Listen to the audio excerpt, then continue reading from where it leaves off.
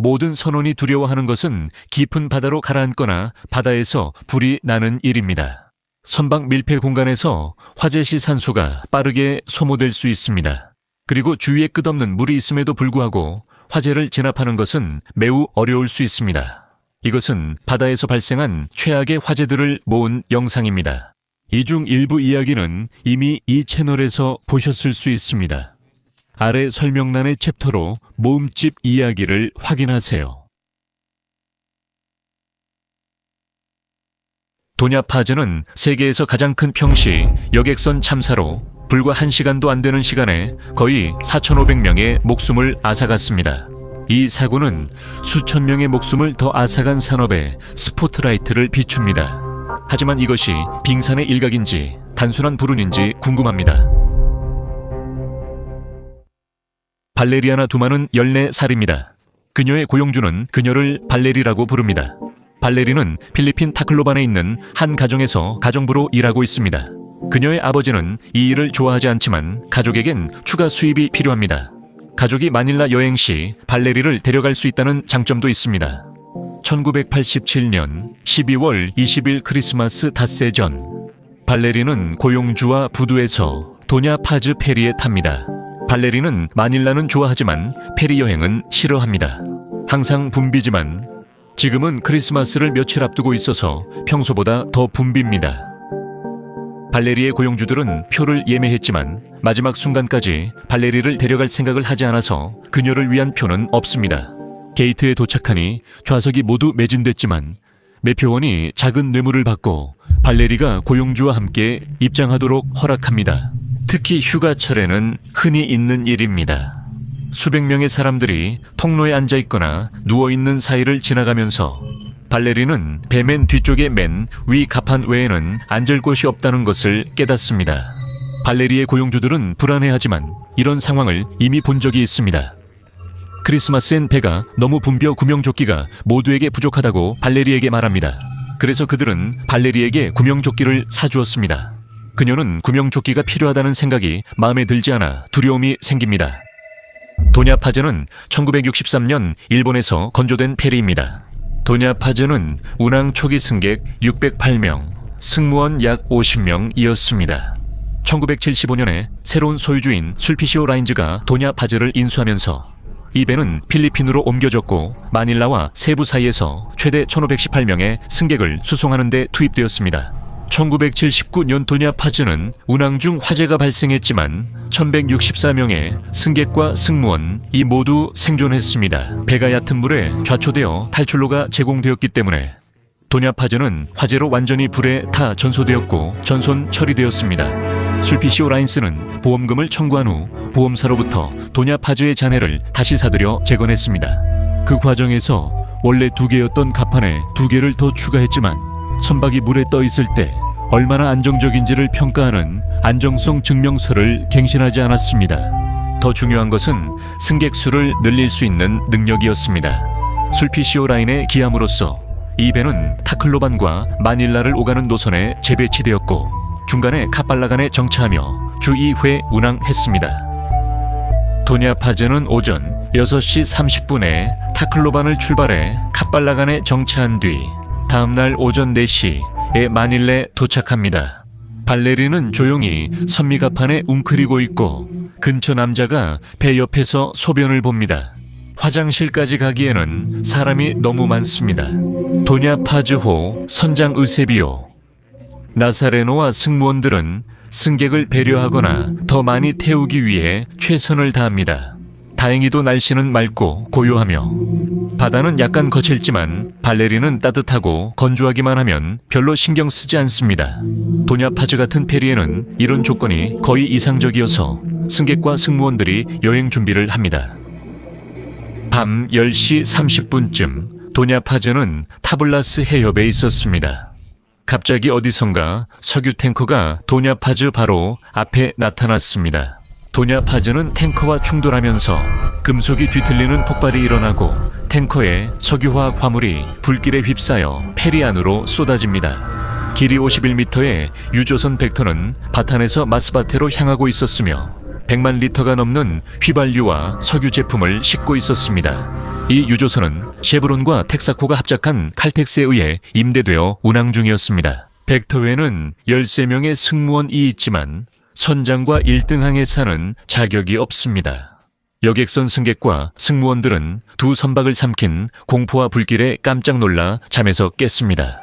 유조선의 화물에서 나온 불길이 바다 위로 쏟아져 나오며 수백 미터에 달하는 지름의 불길이 떠다니는 거대한 불구덩이를 형성하고 있습니다. 선박 안의 화재를 피하기 위해 승객들은 불타는 바다로 몸을 던지고 있습니다. 그들은 불길, 불탄 시신, 검은 연기, 상어가 들끓는 바다를 뚫고 나가야 합니다. 배 안에서는 승객들이 구명조끼를 찾고 있지만 그것들은 잠겨있고 과적된 이 페리에 탄 거의 4,500명이나 되는 사람들에게는 분명히 충분하지 않습니다. 온도는 오르며 유조선에서 유출된 휘발유가 바다로 퍼져 두 선박 주변 불길을 키우고 있습니다. 발레리는 얕은 잠에서 깨어나 깜짝 놀랍니다. 그녀 옆에 있는 남자는 딸과 함께 있습니다. 그는 사람들에게 페리에서 내리라고 소리치고 있습니다. 그 남자는 살바도르 파스칼로 어부입니다. 그는 예전에 배에서 불길을 본 적이 있어서 불이 얼마나 빨리 번질 수 있는지 잘 알고 있습니다. 이제 발레리는 뭔가 다른 감정을 느낍니다. 구명조끼가 있어서 안도하면서도 실제로 그것을 사용해야 할지도 모른다는 두려움에 휩싸입니다. 하지만 그녀는 불길이 배 뒤쪽까지 번질지 기다리지 않을 것입니다.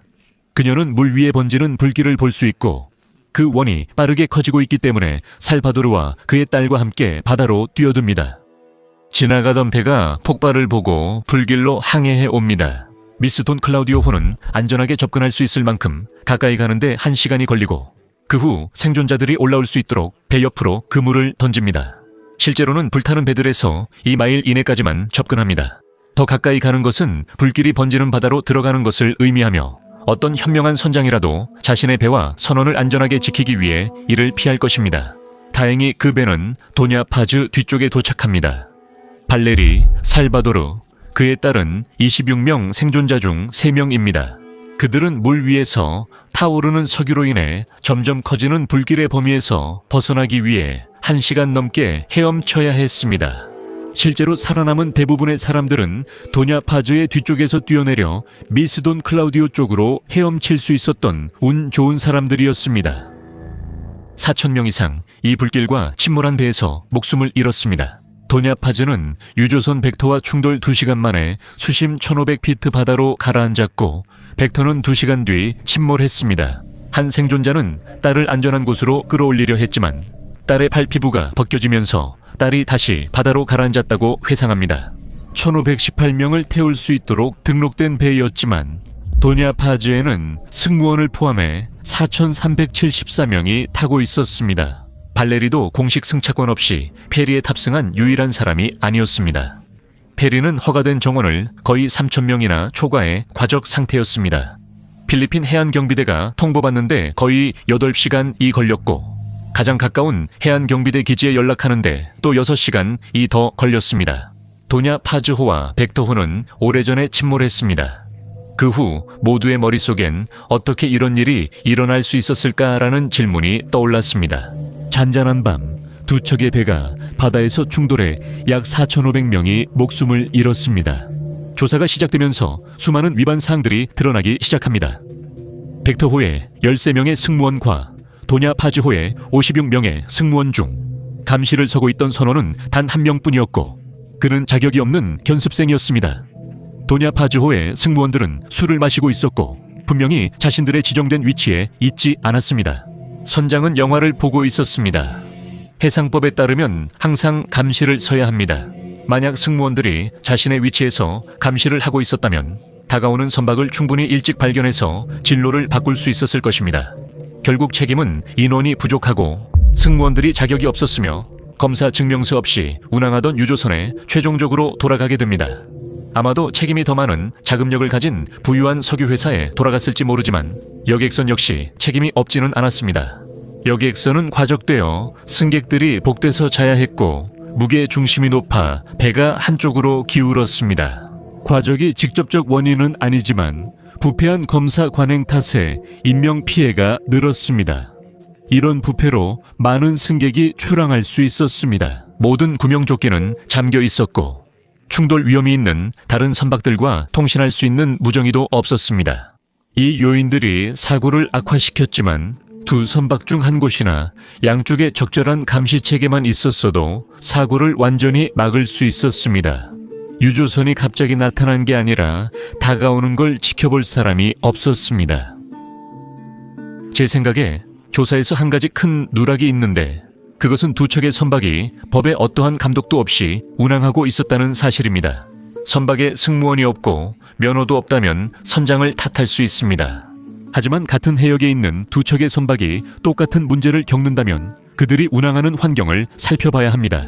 도냐 파주호는 두 개의 갑판을 추가했음에도 최신 안정성 증명서가 없음에도 불구하고 검사 증명서와 승객 운송 면허를 받을 수 있었습니다. 선박이 과적되지 않았는지 검사할 책임이 있는 해안경비대는 특히 휴가철에 뇌물을 받고 눈 감아주고 있습니다. 쉐브론과 텍사코 등 대형 석유사는 면허와 자격 있는 승무원 없이 선박을 전세내고 있습니다. 검사 과정의 모든 단계에서 당국은 자신의 일을 하지 않을 뿐만 아니라 실제로는 뇌물을 받고 눈 감아주고 있습니다. 기업들은 이익을 위해 승객과 화물을 위험에 빠뜨리고 있습니다. 이러한 문화는 두 척의 선박이 아무런 제재 없이 운항할 수 있는 환경을 만들었습니다. 처음에는 한두 명 정도 초과 예약하는 관행에서 시작됐겠지만 결국 도냐 파주호는 등록된 정원의 거의 3배에 달하는 인원을 태우는 과적 상태가 되었습니다. 이 문화는 승무원들이 근무 중 맥주를 마시고 위치를 지키지 않아도 묵인했습니다. 이런 부패 문화로 탱커 벡터호는 자격 없는 승무원들과 위치를 지키지 않은 채 항해하게 됐습니다. 2015년 설피시오 라인스는 승객 운송 면허를 잃었습니다. 이전에 선박 3척, 이 침몰에 약 1,500명이 희생됐습니다. 도냐 파즈 사고가 발생하기 전 15년 동안 필리핀 해역에서는 80건의 충돌, 177건의 침몰 53건의 화재가 있었고 총 4,000명이 선상에서 목숨을 잃었습니다. 도냐 파즈를 포함해서 43년 동안 1만 명이 넘는 사람들이 희생되었습니다.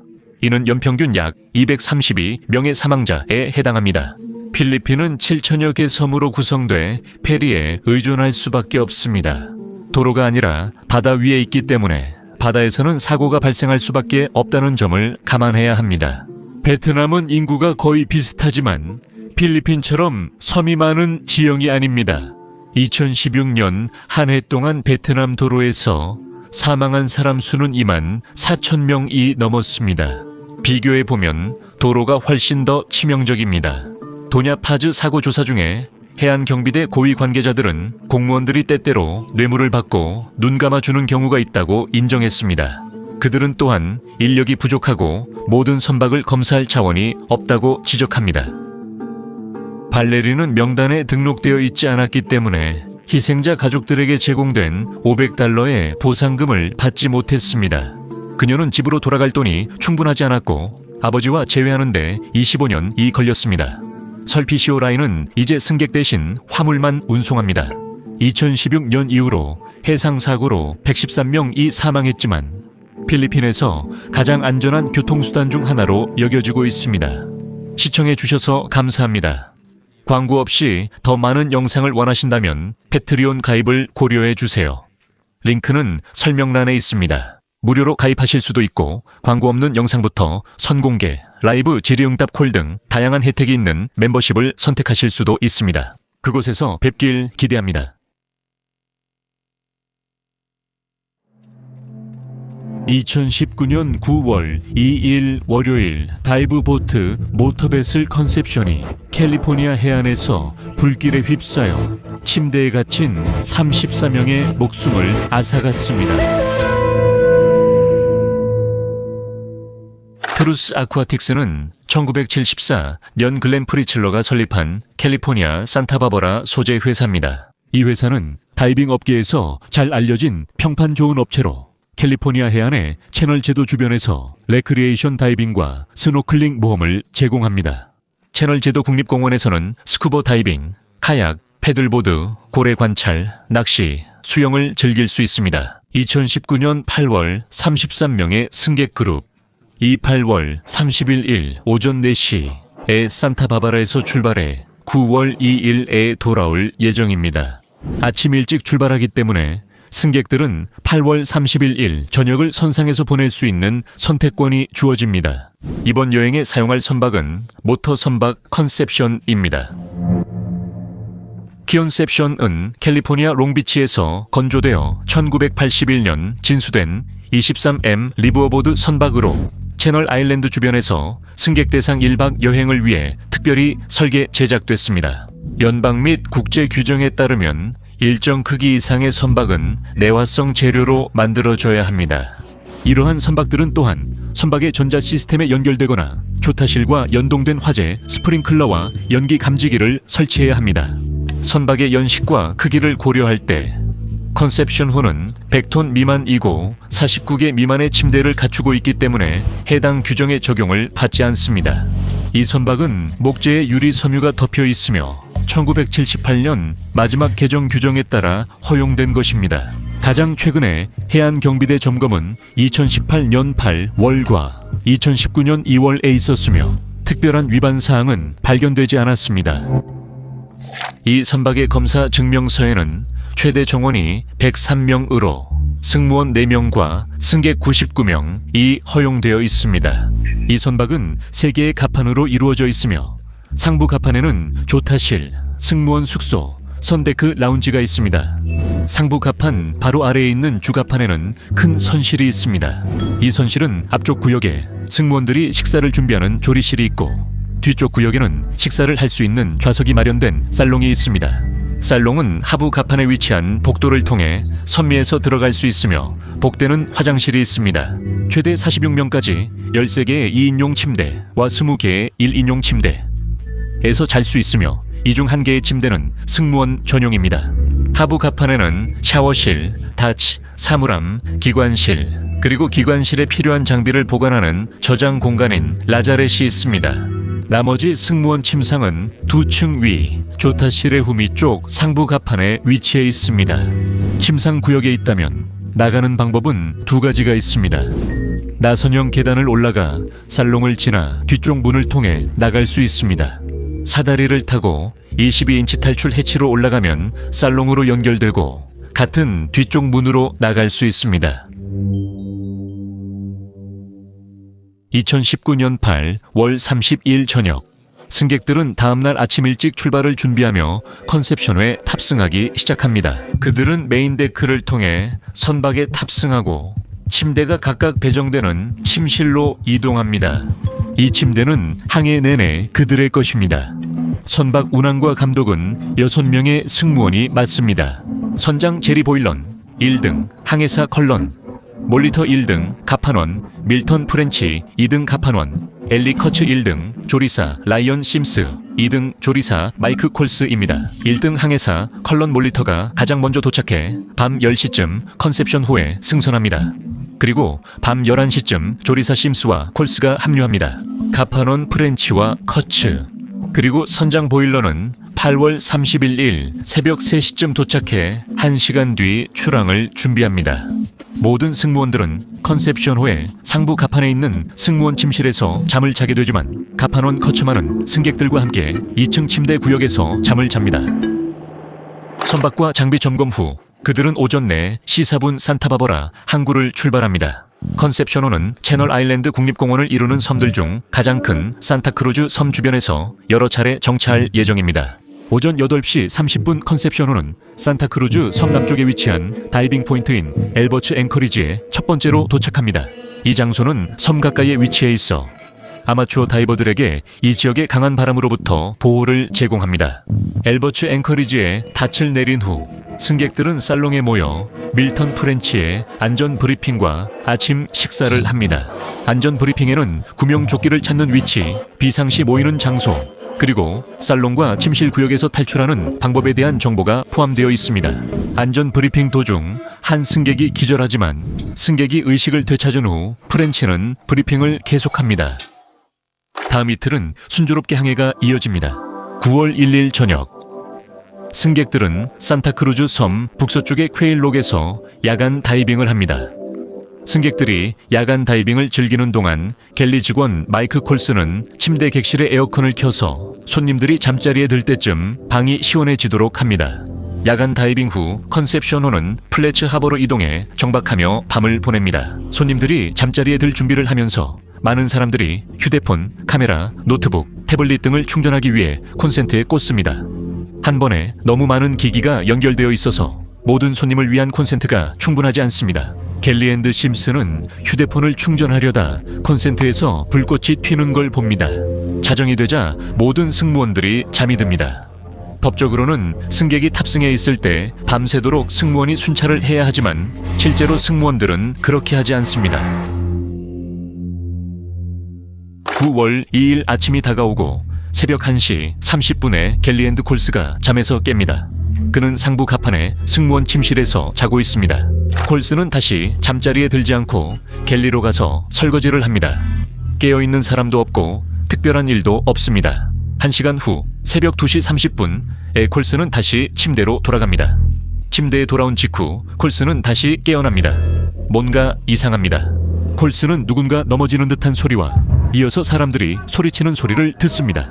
그는 상황을 확인하기 위해 침대에서 일어납니다.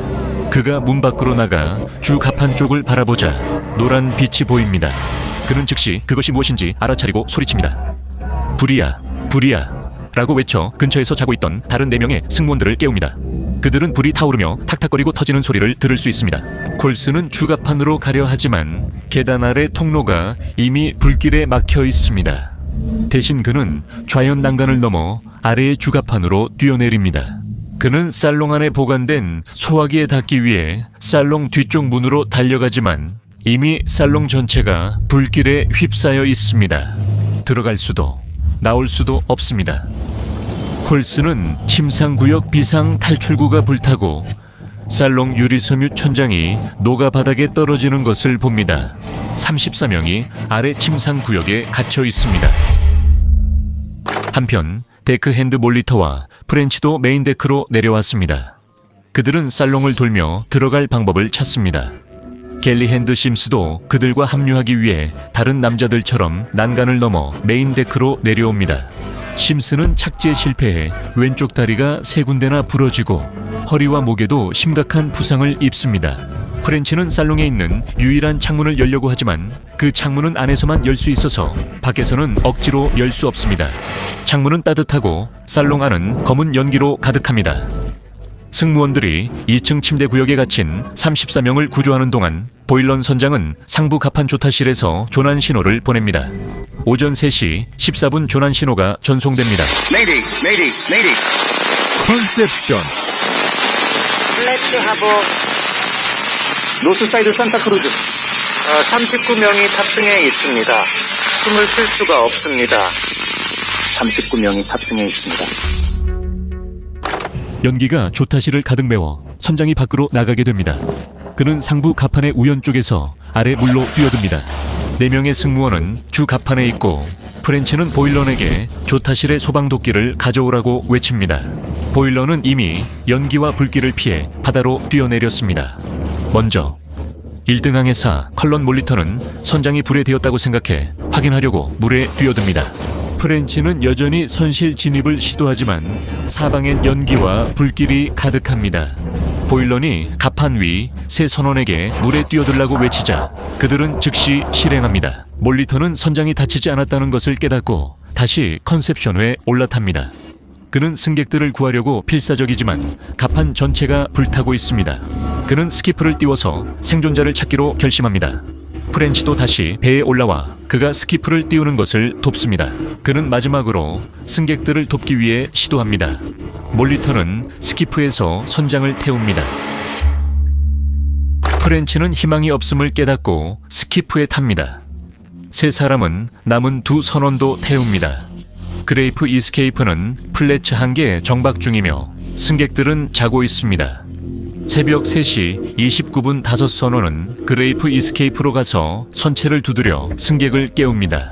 그레이프 이스케이프의 소유주들은 컨셉션이 앞뒤로 불타는 것을 보고 잠에서 깹니다. 완전히 사라졌어요. 그러니까 아시잖아요. 그리고 정말 이런 우리가 뭘 해야 하지? 라는 생각이 들었습니다. 불타는 배를 지켜보는 건 정말 절망적이고 무력했어요. 보일런과 몰리턴은 그레이프 이스케이프에서 계속해서 해안 경비대에 무전 연락을 하고 콜스와 프렌치는 스미스의 부상 치료를 돕고 있습니다. 해안 경비대는 보일런의 조난 신호 후 계속 컨셉션회에 연락했지만 닿지 못했습니다. 모든 승무원들이 선박을 버리고 탈출했습니다. 오전 3시 22분 샌페드로에 있는 구역지휘센터는 컨셉션호의 마지막 자동 식별 시스템 신호를 바탕으로 위치를 추정하고 긴급 해상 정보 방송을 발령합니다. 해안 경비대, 벤투라 및 산타바버라, 카운티 소방서의 긴급 구조대원들과 민간 회사인 투보트 유나이티드 스테이츠 벤투라가 현장으로 급히 출동합니다. 구조 헬리콥터가 벤투라 카운티 해군 기지에서 이륙해 상황을 파악합니다. 보일런이 무정의로 해안 경비대 상황을 설명하는 동안 몰리터와 프렌치는 생존자를 찾기 위해 스키프를 타고 다시 컨셉션호로 돌아갑니다. 하지만 아무도 찾지 못합니다. 첫 해안 경비대 선박이 오전 4시 27분 현장에 도착합니다. 이는 콜스가 화재를 발견한 지 약 2시간, 선장이 조난 신호를 보낸 지 1시간 15분 후입니다. 그들은 컨셉션호가 불길에 휩싸인 것을 목격합니다. 해안 경비대 선박에는 이렇게 큰 화재를 진압할 강력한 소방 장비가 없습니다. 더 잘 갖춰진 해안 경비대 항만 순찰정이 오전 4시 55분에 도착해 화재 진압을 시작하지만 컨셉션호가 정박해 있는 얕은 물가에서는 가까이 접근하는데 어려움을 겪습니다. 오전 5시 23분 인근 민간 예인선이 불타는 컨셉션호의 선체를 더 깊은 물로 끌고 갑니다. 그곳에서 해안 경비대 선박이 제대로 화재를 진압할 수 있습니다. 불이 완전히 꺼졌을 때는 선체에 큰 구멍들이 뚫려 있었습니다. 구조대가 선박에 진입하기도 전에 배는 침몰해 바닥에 거꾸로 누운 채 가라앉았습니다. 생존자는 없었습니다. 9월 2일 월요일 잠수부들이 25구 시신을 수습합니다. 9명이 여전히 실종 상태입니다. 9월 4일 수요일까지 실종자 중 1명을 제외한 모든 시신이 수습되었습니다. FBI 요원을 포함해 6개 기관에서 약 80명의 잠수부들 이 해당 지역을 수색했음에도 불구하고 말입니다. 마지막 시신은 9월 11일 수요일 산타바버라 카운티 셰리프국 소속 잠수부들에 의해 발견되어 수습됩니다. 산타바버라 검시관이 34명 희생자 모두 검시합니다. 그는 모든 희생자가 연기 흡입으로 사망했다고 결론 지었습니다. 사고에 대한 조사는 모든 시신이 물에서 인양되기도 전에 시작됩니다. 9월 7일 미국 주류 담배, 화기 폭발물 단속국, 미국 주류 담배, 화기 폭발물 단속국 이 화재 원인에 대한 조사를 시작합니다. 그들은 화재가 살롱의 후미 부분에서 시작된 것으로 예측합니다. 하지만 선박이 너무 심하게 손상되어 정확한 원인을 확신할 수 없습니다. 가장 가능성 높은 원인은 전기 화재입니다. 선박의 정의 시스템은 노후되어 있고 에어컨과 동시에 충전되는 대량의 휴대용 기기들로 인해 한계를 넘어서고 있습니다. 컨셉션이 1981년에 진수될 당시에는 오늘날처럼 휴대용 전자기기가 그렇게 많지 않았습니다. 9월 9일 월요일 연방합동형사수사가 시작되며 TRUTA 아쿠아틱스의 기록을 중심으로 진행됩니다.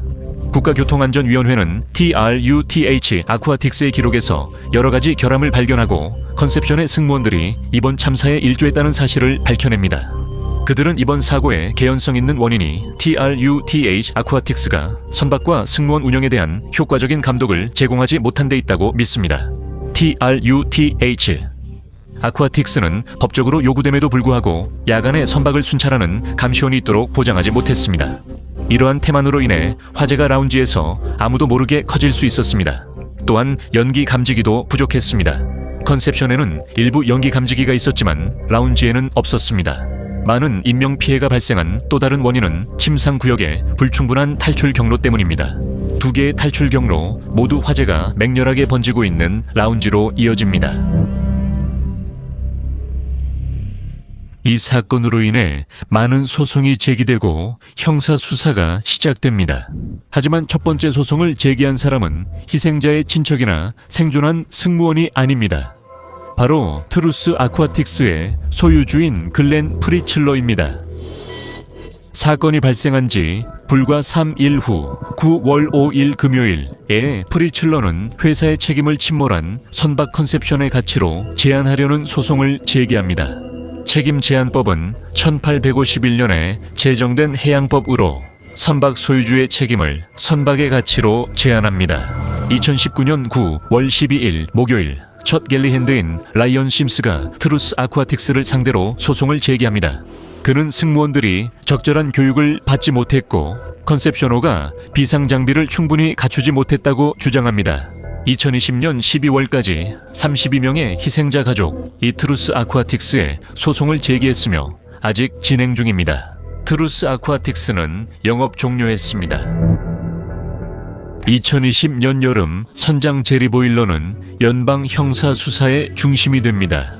2020년 12월 그는 배에서의 위법 행위나 과실로 인한 사망, 즉 선원 과실치사 34건으로 배심원 앞에서 기소됩니다. 제리는 무죄를 주장하며 재판을 기다리고 있습니다. 2021년에는 희생자 가족들이 규정 미이행으로 컨셉션호 화재와 사망 사고가 발생했다며 해안경비대를 상대로 소송을 제기합니다. 2019년 9월 2일 컨셉션회에서 34명 이 목숨을 잃었고 그들의 가족들은 여전히 부당 사망 소송을 이어가고 있습니다.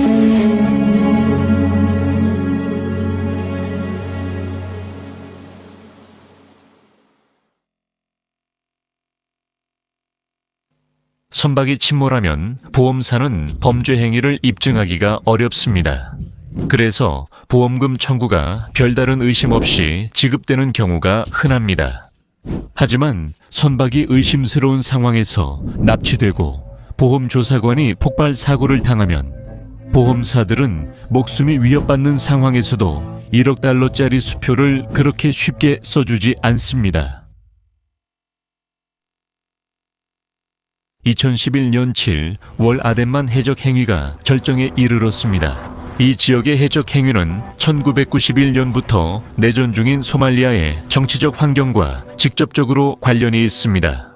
아프리카 서해안의 소말리아 남성들은 배를 납치해 몸값을 요구하는 일을 시작했습니다. 수억 달러 상당의 화물을 실은 유조선과 화물선은 해적들에게 큰 먹잇감이 됩니다. 일부 선주들은 선박을 풀기 위해 수백만 달러를 지불합니다. 선박과 선원이 인질일 때 선주들은 지연 배달료와 수입 손실 등 더 많은 비용을 부담해야 합니다. 또 다른 선박들은 해적 침입을 막으려 보안 요원을 고용합니다. 해운 회사가 해적의 위협을 어떤 방식으로 대처하든 이는 어느 정도 피할 수 없는 값비싼 문제입니다. 2011년 7월 5일 브릴란테 비르투오소 유조선이 아덴만을 항해하고 있습니다. 승무원들은 철조망, 고압 호스와 같은 표준 억제 장치를 설치하고 패닉룸을 준비합니다. 선주들은 항해 중 가장 위험한 구간을 통과할 때 경호팀이 호위하도록 준비합니다. 그날 밤 브릴란테 비르투오소에 선장 놓아 곤작하는 승무원들에게 엔진을 끄고 보안팀이 탑승할 때까지 표류하라고 명령합니다. 그들은 예멘 해안에서 12헬이 떨어져 있고 날씨는 잔잔하며 부분적으로 구름이 낍니다. 자정 직전 알란 마르케스가 당직 근무 중 레이더에서 빠르게 접근하는 모터보트를 발견합니다. 모터보트가 가까워지자 그는 막루 갑판으로 나가 위장복을 입고 소총을 든 7명의 사람들을 봅니다. 2등 항해사가 선장에게 알립니다. 마르케스가 모터보트의 신원을 밝히라 소리치자 한 남자가 보안팀이라며 승선을 요청합니다. 하지만 마르케스는 확신하지 못합니다. 이상해 보이고 무장 낯선 사람을 배에 들이는 건 해적 방지 규정 위반입니다. 그는 무전으로 지시를 요청하고 사다리 내리라는 명령이 옵니다. 6명의 남자가 유조선에 올라옵니다. 그들은 머플러와 병원용 마스크를 쓰고 있고 무장을 하고 있습니다. 마르케스가 신분증을 요구하자 그들은 거부하고 무정의를 빼앗아 선장에게 데려가라고 합니다. 브룰란테오의 선장은 자신의 선실에 있는데 마르케스가 무장한 남자 중 한 명과 함께 그의 문 앞에 나타납니다. 무장한 남자들은 선원들에게 TV실에 모이라고 명령합니다. 26명의 선원들이 모여 배의 통제권을 잃었음을 압니다. 6명의 무장 남자가 흩어집니다. 2명은 선장을 다리로, 2명은 기관장 네스테르 타바레스와 기관실로 가고 나머지는 TV실 밖을 지킵니다. TV실에 24명 선원은 총소리를 듣지만 선장과 기관장에게 무슨 일이 일어났는지 모르고 배가 어디로 가는지도 모릅니다. 새벽 3시에 폭발이 일어나 정전이 되고 경보가 울립니다. 연기가 방 안을 가득 메우기 시작합니다. 선원들이 연기를 피해 탈출하려 하지만 경비원 2명은 없어졌습니다. 불길이 번지자 선원들은 통제센터 꼭대기로 달려가 곤자가 선장이 플라스틱 케이블 타이에 묶인 것을 발견합니다.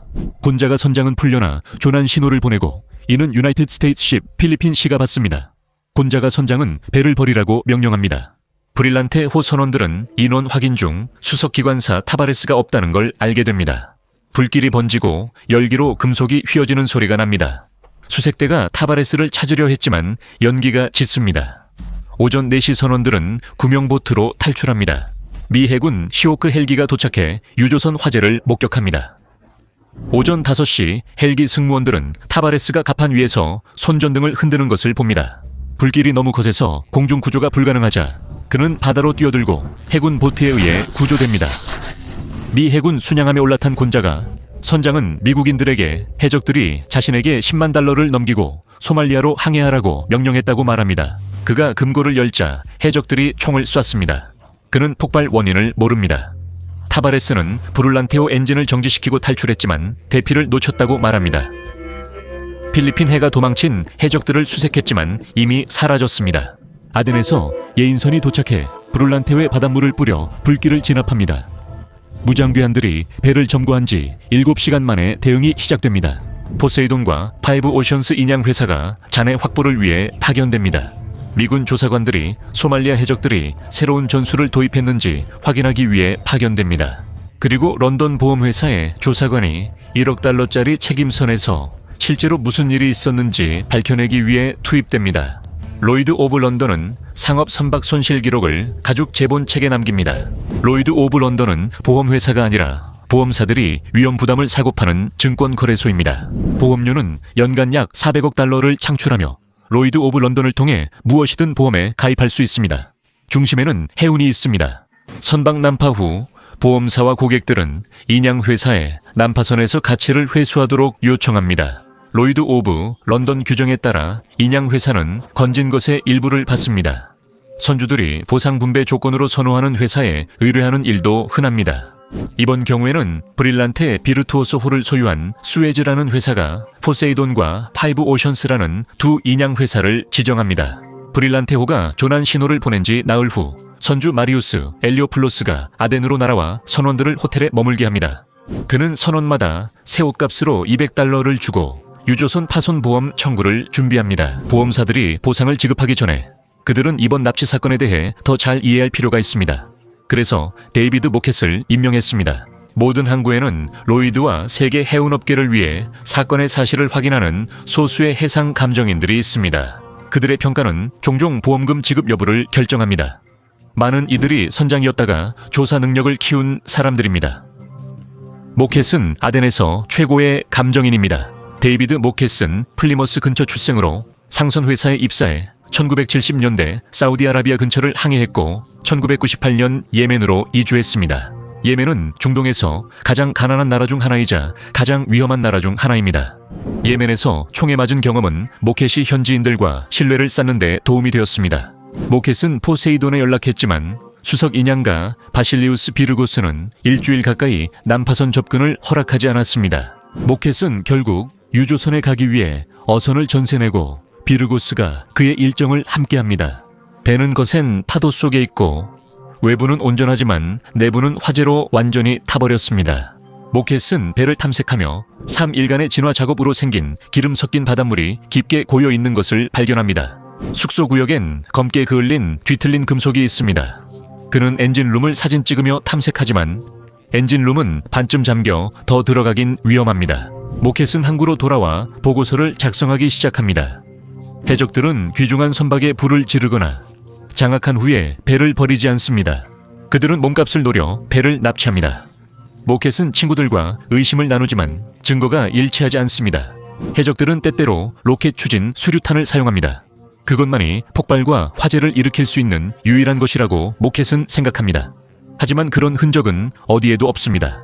선원들의 진술은 기이합니다. 경험 많은 선장이 위험한 해역에서 신원이 불확실한 무장한 남자들을 자신의 배에 초대했다는 것은 믿기 어렵습니다. 전체 이야기가 의심스럽습니다. 로이즈의 수백만 달러 보험금 지급은 모켓 조사 결과에 달려 있습니다. 그는 이메일로 우려를 전했습니다. 그는 소말리아 해적이 실제로 예멘 해안 경비대나 해군에 부패한 일원이라고 믿으며 곧 자세히 설명하겠다고 약속합니다. 다음 날 오후 1시 모켓은 점심을 먹기 위해 집으로 운전하다가 좌석 아래 설치된 폭탄이 터져 즉사하고 차 문이 경첩에서 떨어집니다. 모켓의 시신은 차에서 튕겨나와 부서진 문 옆 도로에 떨어집니다. 예멘 내무부는 수사를 지시하고 모켓의 친구인 로이 페이 씨가 보고서를 작성합니다. 페이 씨는 보고서에서 모켓이 죽기 전 브룰란테를 언급했고 소말리아 해적 이야기를 무시했다고 했습니다. 페이 씨는 모켓이 알고 있던 것 때문에 살해당했다고 의심합니다. 7월 25일 그는 영국 대사관으로부터 자신의 생명이 위험하니 구출될 때까지 숨으라는 경고 전화를 받습니다. 페이 씨는 36시간 넘게 자신의 아파트에 스스로를 가둡니다. 미국식 억양을 가진 남성들 한 무리가 사륜구동 차량을 타고 도착해 그를 공항으로 데려갑니다. 그는 당시 미국 특수부대가 예멘 남부에서 활동 중이라고 추정합니다. 조너선 토트먼이라는 영국 형사가 모켓의 살인사건을 조사하기 위해 도착합니다. 그는 중동에서 부패와 테러를 수사한 경험이 있습니다. 예멘은 혼란 속에 정부 붕괴 위기에 있습니다. 토트먼이 도착하기 전 자살 폭탄범이 군인 9명을 살해했고 그는 이동 시 중무장 경호원에게 보호받아야 합니다. 조사할 증거도 많지 않습니다. 자동차 폭탄이 터진 현장은 빠르게 정리되고 모켓의 노트북은 경찰에 관리해 사라집니다. 알케다는 예멘의 서양인을 위협했으나 토트먼은 테러 가능성이 낮다고 봅니다. 무장단체가 범행을 자초하지 않았고 폭발 규모도 자가 모켓만 사망했으며 다른 부상자는 없었습니다. 폭탄 테러 후 모켓의 친구가 파키스탄 측량색에 브릴란테를 조사해달라고 부탁합니다. 그 파키스탄인은 체포되어 항구 근처의 한 건물에서 5일 동안 구금됩니다. 그가 석방된 후 그는 나라를 떠나 도망치고 모켓의 친구는 더 이상 질문하지 말라는 경고로 받아들입니다. 브릴란테의 잔해는 미 해군이 조사합니다. 답변되지 않은 질문을 남기기엔 돈이 너무 많이 걸려 있습니다. 미 해군은 필리핀 해에서의 노력에 근거해 회의적인 보고서를 작성합니다. 그들은 해적이 늦은 밤 불도 거의 켜지 않고 선박을 공격한 점을 매우 의심스럽다고 지적합니다. 또 곤자가 선장과 타바레스 기관장은 구조 직후 곧바로 포세이돈 예인선에 타게 해달라고 요청했고 추가 면담을 거부했다고 기록합니다. 아덴만 해적들은 주로 피부가 어두운 소말리아인으로 소말리아어를 사용합니다. 브릴란테호 선원들은 총을 든 이들이 피부색이 더 밝고 정체불명의 아랍어를 썼다고 해군 조사관들에게 말했습니다. 유조선의 데이터 기록기에 따르면 소말리아가 바로 남쪽에 있었음에도 불구하고 서쪽으로 이동한 것으로 나타났습니다. 8월 말이 되자 브릴란테호는 아랍에미리트 연안의 안전한 해역에 정박했고 조사관 팀의 조사를 받게 됩니다. 그들 중에는 미국 해군 범죄수사국 요원들, 보험사에서 고용한 화재 및 폭발 전문가들, 그리고 선박과 화물을 소유한 회사들이 임명한 조사관들이 포함되어 있습니다. 폭발물 전문가는 기관실 옆 공간에서 바닥 금속판이 볼록하게 튀어나온 것을 발견했는데 이는 폭탄에 의해서만 생길 수 있었습니다. 보험금을 노리고 선박을 침몰시키거나 손상시키는 것은 이상적인 범죄입니다. 목격자, 증거, 법집행기관이 없을 수 있기 때문입니다. 범죄가 들키지 않을 확률이 높고 로이드 보험사는 고객과의 갈등을 피하며 보험료 유지를 위해 대부분 일정 금액을 지급합니다. 브릴란테호 사건이 해적이 아니라 내부자의 범죄라면 은폐 과정에 살인도 포함됩니다. 공격이 일어난 지 15개월 후 변호사이자 모켓의 친구인 로저 스톡스가 브릴란테호의 미지급 연료비를 받으려다 의문의 상황에서 사망합니다. 브릴란테호와 관련해 잘못된 편에 선 사람들에겐 항상 위험이 따릅니다. 런던에선 브릴란테호 공격 4개월 뒤 두 보험사가 막대한 청구에 직면합니다. 첫 번째 청구는 원유 화물과 관련되어 있습니다. 선두 인양 회사인 파이브 오션스는 로열 앤 선 얼라이언스를 주축으로 한 세 곳의 보험사에 화물을 구한 대가로 약 3천만 달러를 요구하고 있습니다. 두 번째 청구는 브릴란테호와 관련됩니다. 마리우스 엘리오플로스가 소유한 수에즈는 탈보트 언더라이팅 리미티드 등 10개 회사로부터 약 1억 달러 회수를 원합니다. 선박의 보험사들은 지급을 꺼리고 있으며 그들의 사설 조사관들이 증인들을 추적할 수 있도록 더 많은 시간을 원하고 있습니다. 하지만 로열앤선은 회사가 고객에게 적대적으로 보일까 걱정합니다. 화물보험사들은 추가 조사 없이 인양업자들에게 3천만 달러를 지급합니다. 탈버트 신디케이트는 더욱 강경하게 수에즈의 선박 청구를 거부합니다. 수에즈는 보험사를 상대로 소송을 준비합니다. 탈버트 신디케이트는 공격, 인양 작업에 대해 더 알아보고 수에즈의 소유주인 마리우스 엘리오플로스에 대해 조사하기 위해 중동과 그리스의 조사관을 파견합니다. 그들은 엘리오플로스의 선박 한 척이 예멘 아덴 해안 근처에서 이미 문제가 있었음을 압니다. 2009년에 엘리라는 이름의 유조선에서 화재가 발생했고 승무원들이 불을 끄는 동안 선박이 좌초되었습니다. 3달 후 그 선박은 수에즈 운하 주변의 잔잔한 바다에서 원인 불명의 사고를 당해 두 동강이 납니다. 결국 약 3,500만 달러 보험금이 청구됐으나 선박 보험사와의 분쟁으로 소송이 제기됐고 재판 전 합의됐습니다. 엘리호의 수석 기관사는 네스테르 타바레스입니다. 선박이 좌초 후 두 동강이 나자 포세이돈과 파이브 오션스 두 인양 회사가 모두 대응했습니다.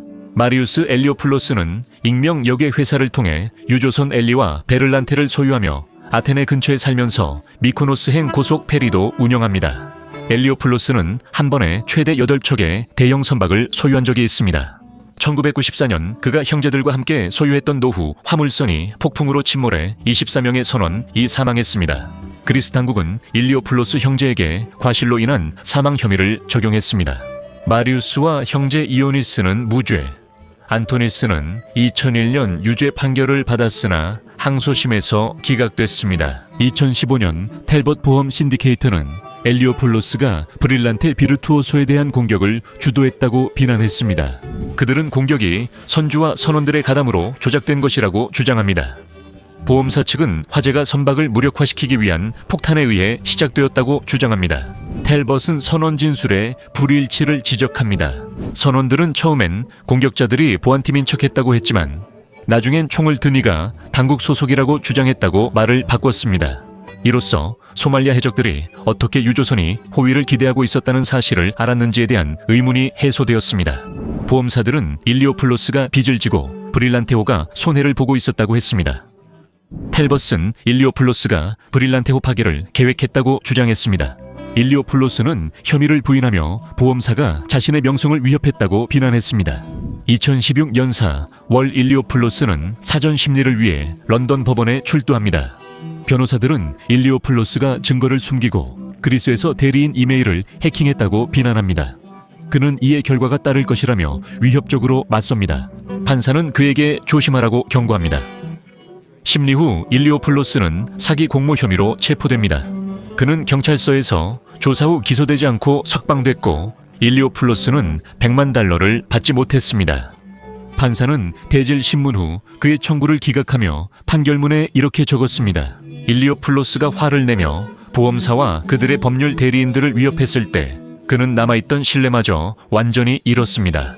데이비드 모켓의 죽음은 미해결로 남았습니다. 토트는 범인이 범죄자, 테러리스트, 정부 등 누구든 될 수 있다고 했습니다. 브릴란테 비르투오소의 마지막 목적지는 파키스탄의 가다니 해변이었고 그곳에서 노동자들이 하루에 몇 달러를 받고 선박을 분해하고 해체했습니다. 엘리오플로스는 여전히 그리스에서 해운업에 관여하고 있으며 잘 알려지지 않은 회사들을 통해 페리와 유조선의 지분을 보유하고 있습니다.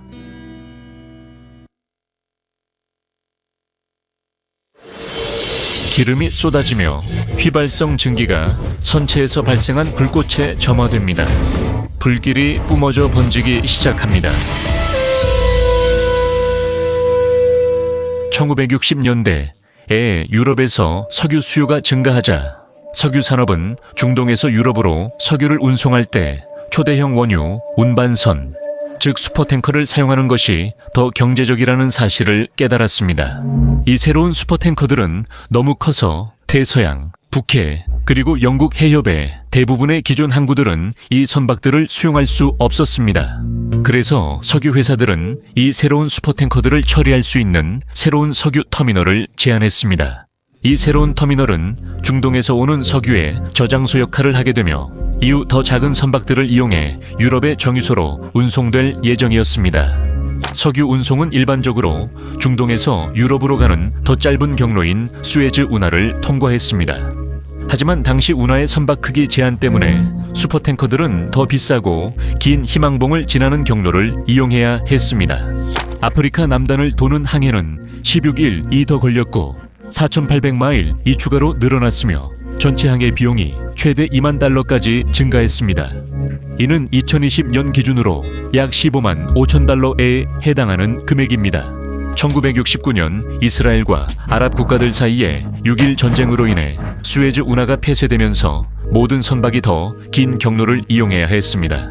초대형 유조선은 더 많은 화물을 실을 수 있어 경제적이고 매력적으로 여겨졌으며 이에 따라 초대형 유조선이 도입되었고 이들을 수용할 새로운 터미널의 개념도 함께 채택되었습니다.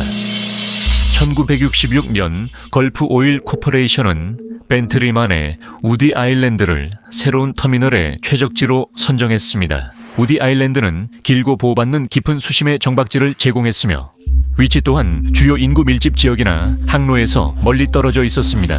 공사는 1967년에 시작되어 터미널은 1969년에 완공되었습니다. 육상 시설에는 탱크 농장이 있었고 주로 유조선에서 나오는 오염된 벨러스트와 탱크 세척수를 처리하는 2개의 벨러스트 탱크가 있었습니다. 또 다른 15개의 저장 탱크에는 총 130만 톤의 석유를 저장할 수 있었으며 이 탱크들은 선박에 사용되는 디젤유, 원유, 벙커유를 보관하는 데 할당되었습니다. 육상 시설에서 396m 떨어진 곳에는 길이 488m의 해상 저반 시설이 있었습니다. 이 저반 시설은 22개의 돌고래 구조물 위에 지어졌으며 초대형 유조선이 정박해 화물을 하역하거나 적재할 수 있도록 설계되었습니다. 저반 시설 서쪽 끝은 돌고래 1번, 동쪽 끝은 돌고래 22번이라 불렸으며 1번은 폐쇄돼 있었습니다. 돌고래 22번에는 경비 초소와 동전 공중전화 박스가 있었으며 사람들과 승무원들이 본토와 섬의 육상시설 또는 터미널을 오가며 출입하는 구역으로 사용되었습니다. 개장 초기엔 이 저반 시설에 다리를 통해 접근할 수 있었습니다. 나중에는 이 다리가 철거되어 작업자들은 저반 시설을 오가려면 배를 타야 했습니다. 1968년 탱커 유니버스 아일랜드호가 걸프 오일 코퍼레이션에서 운항을 시작했습니다. 적재 용량 31만 2천 톤으로 당시 세계 최대 선박이었으며 쿠웨이트에서 우디 아일랜드까지 석유를 실어 날랐습니다. 이 선박은 회사가 주문한 6척 초대형 유조선 중 첫 번째로 열흘마다 벤트리만에 한 척씩 도착했습니다. 그리고 3척의 더 작은 피더 탱커가 원유를 웨일스, 덴마크, 네덜란드, 스페인의 정유소로 분배했습니다. 터미널은 운영 첫 5년 동안 매우 성공적이었습니다. 1975년 6월 10일 수에즈 운하가 다시 열렸고 아프리카를 도는 항로가 다시 한 번 더 비싼 선택지가 되었습니다. 석유를 소형 유조선으로 옮기는 데 걸리는 지연과 비용과 함께 초대형 유조선들은 경제적으로 덜 매력적으로 보이기 시작했습니다.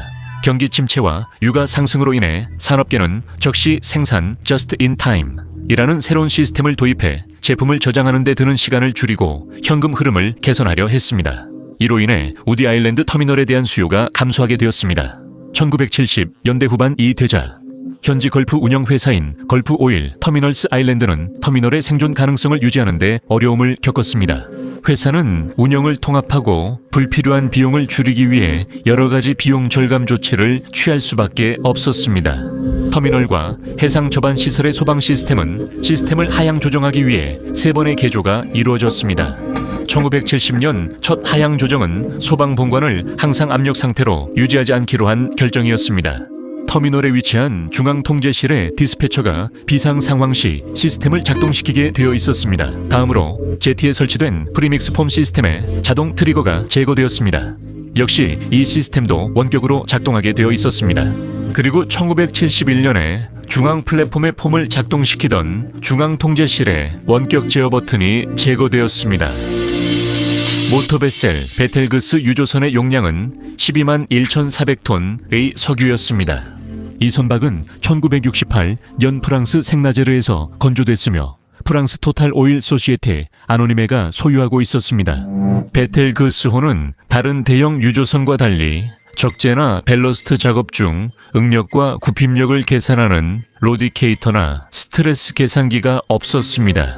밸러스트 작업은 화물이 아닌 선박의 안정성을 위해 물을 싣고 빼는 과정으로 적재와 비슷합니다. 로디케이터는 선장과 일 등 항해사가 선박의 안정성이 안전한 한계 내에 있도록 화물 적재와 밸러스트 작업을 신속하게 계획할 수 있게 해줍니다. 많은 석유 운반선에는 이너트 가스 시스템이 설치되어 있습니다.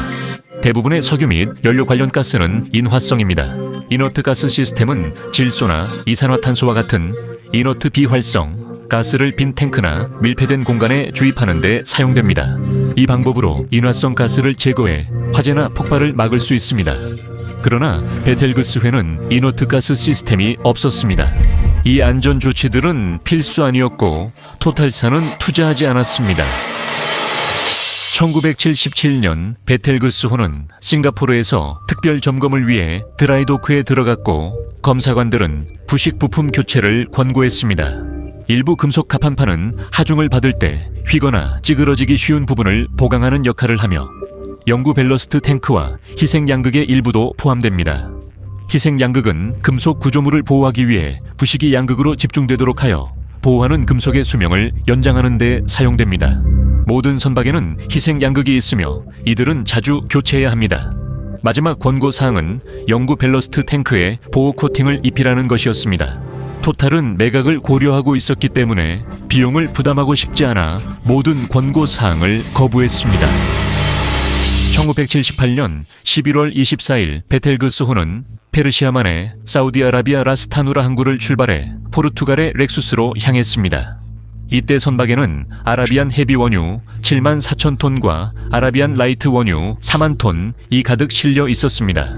베텔그스호는 리스본 남쪽 시나즈에 기항해 선박 무게를 줄일 예정이었습니다. 하지만 날씨가 너무 나빠 항구에 들어갈 수 없었고 그래서 렉수스로 계속 항해했지만 항구 입구에 다른 선박이 침몰해 있어서 우디 아일랜드로 향하라는 지시를 받았습니다. 베텔그스호는 12월 30일 벤트리만을 향해 출항했으며 비스케이만에서 심한 악천후를 겪었습니다.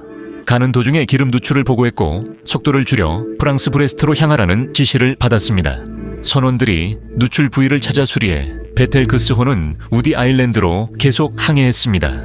1979년 1월 4일 베텔그스호가 벤트리만에 도착합니다. 며칠 전에 자매선인 카샤피오가 도착했기 때문에 베텔그스호는 정박을 기다려야 했습니다. 카샤피오는 마지막 항해 중이었습니다. 카샤피오는 고철로 팔려 해체를 위해 대만으로 향합니다. 1월 6일 토요일 오후 8시 베텔그스호는 수심 30m 해상 부두에 정박합니다. 오염 통제 담당관은 선박에 탑승해 걸프 오일 안전 점검표를 작성하며 이는 화물 하역 전 필수 절차입니다. 23시 15분에 베텔그스호는 11만 4천 톤의 원유 하역을 시작합니다. 이 작업은 약 36시간이 소요될 예정입니다. 1월 7일 일요일 일부 선원들은 반트리타운에 상륙해 자정전 돌아올 예정입니다. 낮 동안 베텔그스호의 2명의 잠재적 구매자를 대신한 2명의 검사관이 선박의 상태를 평가하기 위해 방문합니다. 오후 6시에 베텔그스호는 아라비아산 중진류 하역을 완료하고 남아있는 4만 톤의 아라비아산 경진류를 준비합니다. 오후 6시 35분에 선박은 방출된 화물의 무게를 보상하고 선박을 안정시키기 위해 일부 중앙 밸러스트 탱크에 물을 채우는 밸러스팅 작업을 시작합니다. 검사관들은 선박을 떠나 본토로 돌아가고 선원들은 벤트리로의 외출을 마치고 다시 돌아옵니다. 베텔그스회는 41명의 선원, 제빵사의 아내, 항만 도선사, 그리고 화물 검사관이 탑승해 있습니다. 저녁 8시 걸프 오일 직원들은 야간 근무를 시작하며 터미널에 5명 부두에 6명이 있습니다. 디스패처 존 코놀리는 터미널 통제실로 출근합니다.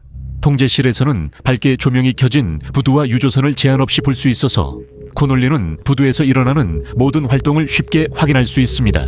밤 11시 선원들은 선박의 트림과 리스트가 여전히 충분하지 않다는 것을 알아차리고 밸러스트에 대해 논의합니다.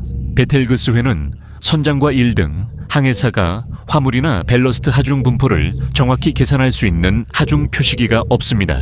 밤 11시 30분 선원들은 유조선의 트림과 리스트를 바로잡기 위해 영구 또는 전용 벨러스트 탱크에 벨러스트를 추가합니다. 그들은 선박의 영구 벨러스트 탱크가 실제로 얼마나 부식되어 있는지 알지 못합니다. 중앙과 영구 벨러스트 탱크에 물이 차면서 무게가 선박의 중앙으로 이동해 집중되고 선박은 처지기 시작합니다. 선체 중앙에 응력이 쌓이면서 심하게 부식된 갑판판과 측면 외판이 휘기 시작합니다. 선체가 찢어져 전선이 드러납니다. 베텔그스호에는 불활성 가스 시스템이 없기 때문에 파손된 저장 탱크에서 기름이 새어나오기 시작합니다. 끊어진 전기 케이블에서 튠 불꽃이 파손된 탱크에서 쏟아져 나오는 기름에서 새어나오는 인화성 증기에 불을 붙입니다. 선박의 선미가 부러지면서 새벽 12시 31분에 선박 중앙에서 작은 불길이 치솟습니다. 대량의 기름이 선박 양쪽에서 쏟아져 나오고 새벽 12시 40분쯤에 불이 붙습니다. 짙고 무거운 연기가 중앙 플랫폼을 가로질러 피어오르며 부두 작업자들은 몸을 피하기 위해 달아나야 했습니다. 화재 주수 시스템이 컨트롤룸에 있는 코놀리에 통제해 있기 때문에 부두 작업자들은 불을 끄기 위한 물과 포마를 사용할 수 없습니다. 무정위를 통해 육상에 있는 작업자들은 구명정과 소화전 가동 요청을 듣습니다. 그들은 컨트롤룸에 전화를 걸지만 아무런 응답이 없습니다. 디스패처인 존 코놀리는 컨트롤룸을 떠났습니다. 자정 45분 직전 첫 불꽃이 튄 지 15분 후 코놀리는 컨트롤룸으로 돌아와서 불길을 목격합니다. 그는 즉시 소방 펌프를 작동시켜 부두의 소방 장비를 가동합니다. 그는 또한 선박에서 부두로 공급되는 기름을 차단하기 위해 비상 차단 밸브를 닫으려고 시도하지만 킬 스위치가 작동하지 않습니다. 그는 걸프 오일의 운영 관리자에게 전화를 걸어 비상 상황을 보고하고 이어서 구조선 돈 마크호에 무전 연락을 해 부두에 고립된 사람들을 구조하라고 지시합니다. 무전 연락은 근처에 있던 스네이브호와 빌보호가 듣게 되고 이들은 신속하게 비상 상황에 대응합니다. 코놀리도 발전소 펌프 담당자들에게 부두로가 도움을 주라고 전화로 지시합니다. 흥분한 나머지 그는 걸프 오일 건물이나 부두에서 사이렌을 울리는 것을 깜빡합니다. 반트리 경찰서에서는 아일랜드 경찰, 즉 가르다가 비상 상황을 통보받고 그들의 경찰서에서 화재를 목격할 수 있습니다. 당직 경찰관이 걸프 오일 통제실에 전화하려 했지만 라이온즈가 통화 중이라 연결되지 않습니다.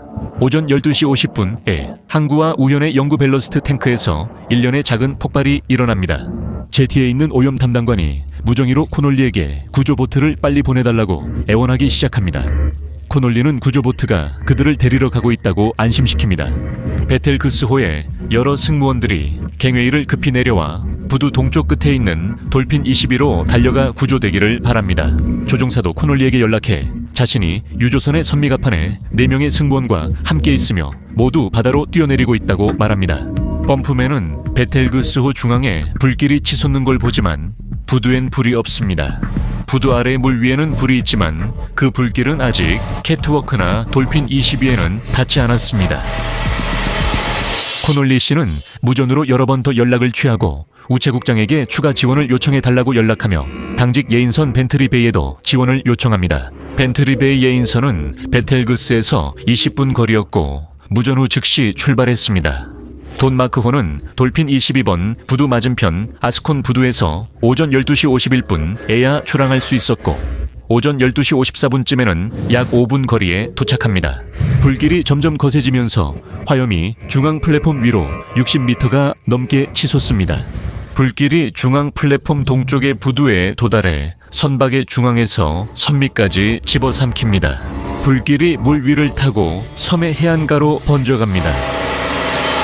돈 마크호가 새벽 12시 58분에 돌핀 22번 부두에 도착하고 스네이브호가 4분 뒤에 뒤따라오지만 구조선은 이미 너무 늦었습니다.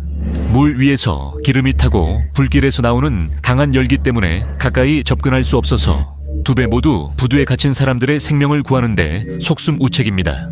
벤트리에서 가르다 경찰은 경감에게 알리고 경감은 즉시 사고 대응 계획을 시행합니다.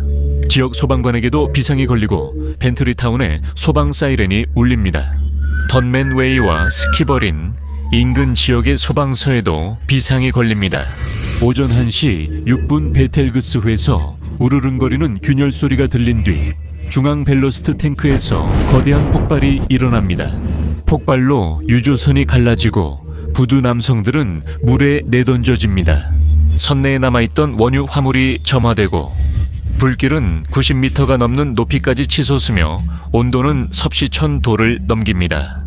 폭발이 너무나도 격렬해서 파괴된 선박과 석유 설비의 파편들이 6마일 이상 떨어진 밀라 계곡까지 날아갑니다.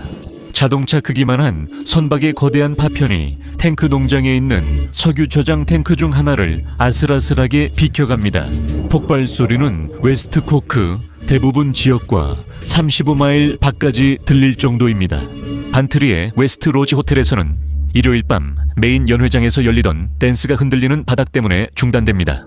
밖에서는 불길이 겨울밤에 반트리 하늘을 환하게 밝힙니다. 위티 아일랜드에서는 섬에 살고 있던 14가구가 급히 배를 타고 본토로 피신합니다. 그들은 그 장면을 폼페이 같았다고 묘사합니다.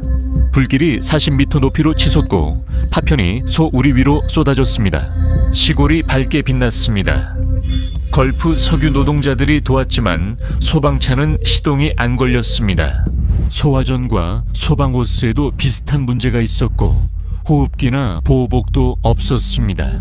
예인선 벤트리 베이가 오전 1시 10분 부두에 도착합니다. 선장은 베텔그스를 부두에서 떼어내려고 하지만 부두의 빠른 해제 장치가 고장나 탱크를 풀 수 없습니다. 근처 지역에서 온 벤트리, 스키버린, 던맨웨이, 소방대가 작은 페리보트를 타고 섬에 진입하는 데 성공합니다.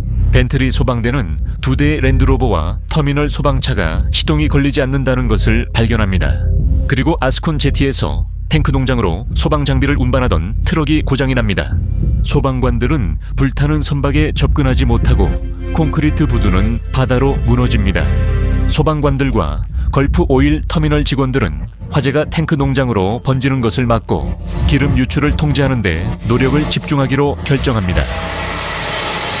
폭발 약 12시간 뒤 오후 1시경 베텔그스호는 정박지에서 수심 30m 바다로 가라앉고 선수만 수면 위에 남았습니다. 이로 인해 주요 화재가 진압되고 소방관들은 일요일 저녁 8시경 마지막 불길까지 완전히 진화합니다. 구조대원들은 선박을 둘러싼 유독하고 인화성 있는 가스 구름 때문에 잔해에 가까이 갈 수 없습니다. 이 가스는 예고 없이 불길이 치솟을 수 있습니다. 치명적 가스 구름이 사라지는데 2주가 걸려야 구조대가 시신을 수습하고 남은 원유를 퍼낼 수 있습니다. 총 51명 사망했습니다. 베텔그스호 선원 41명, 베이커의 아내, 아일랜드 조종사, 화물 검사관, 걸프 오일 부두 노동자 6명 인양 중 숨진 네덜란드 잠수부가 희생됐습니다. 사망자 51명 중 27구의 시신만 수습됐으며 이들은 벤트리 항구가 보이는 세인트 핀바르 교회 묘지에 안장되었습니다. 네덜란드 인양회사 엘 스미스 컴퍼니가 베텔그스를 네 부분으로 분리해 인양했습니다. 선수는 해안에서 100마일 떨어진 공해로 예인 후 침몰시켰습니다. 이로 인해 어업 공동체의 항의가 이어졌고 두 구획은 스페인으로 예인되어 처리되었습니다. 마지막 구획은 현지 해체 후 1980년 7월에 제거됐습니다. 현지 어장은 심각하게 오염됐으며 정화는 1983년에 완료됐습니다. 인양, 정화, 그리고 보상에 들어간 총 비용은 약 1억 2천만 달러에 달했으며 여기에는 선박 소유주였던 토탈이 걸프 오일에 지급한 보상금도 포함되어 있습니다. 대부분의 비용은 보험회사들이 부담했으며 청구와 반청구는 법정 밖에서 합의되었습니다. 아일랜드 정부는 사건 조사를 위해 특별위원회를 임명했고 위원회는 1년 넘게 조사 후 480쪽 보고서를 작성했습니다. 보고서는 3가지 주요 원인을 지적했습니다. 첫째, 11년 된 베텔그스의 노후화된 상태. 둘째, 잘못된 하역 순서와 밸러스팅, 그리고 승무원 훈련 부족이 결합된 점. 마지막으로 선박과 부두 모두에서 소방 및 구조 시스템이 부적절하고 제대로 유지 관리되지 않았던 점입니다. 조사위원회는 또한 정부가 적절한 안전 및 비상 절차가 준수되도록 규정을 마련하지 않은 점에 대해서도 비판했습니다. 걸프 오일 우디 아일랜드 터미널을 다시 열지 않았으며 1985년에 실시된 타당성 조사에서는 이 터미널이 더 이상 국제 석유 무역에서 활용 가능성이 없다는 결과가 나왔습니다. 다음 해 걸프 오일은 부지 임대권을 아일랜드 정부에 반환했습니다. 아일랜드 정부는 제한적인 보수 작업을 실시한 후 이 터미널을 전략적 석유 비축 기지로 사용했습니다.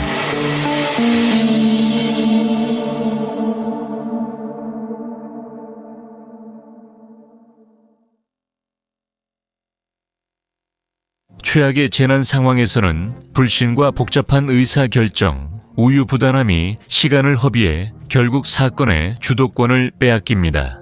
2010년 4월 20일 마콘도 유전에서 시추 중 11명이 사망하고 40마일 밖에서도 불길이 보였습니다.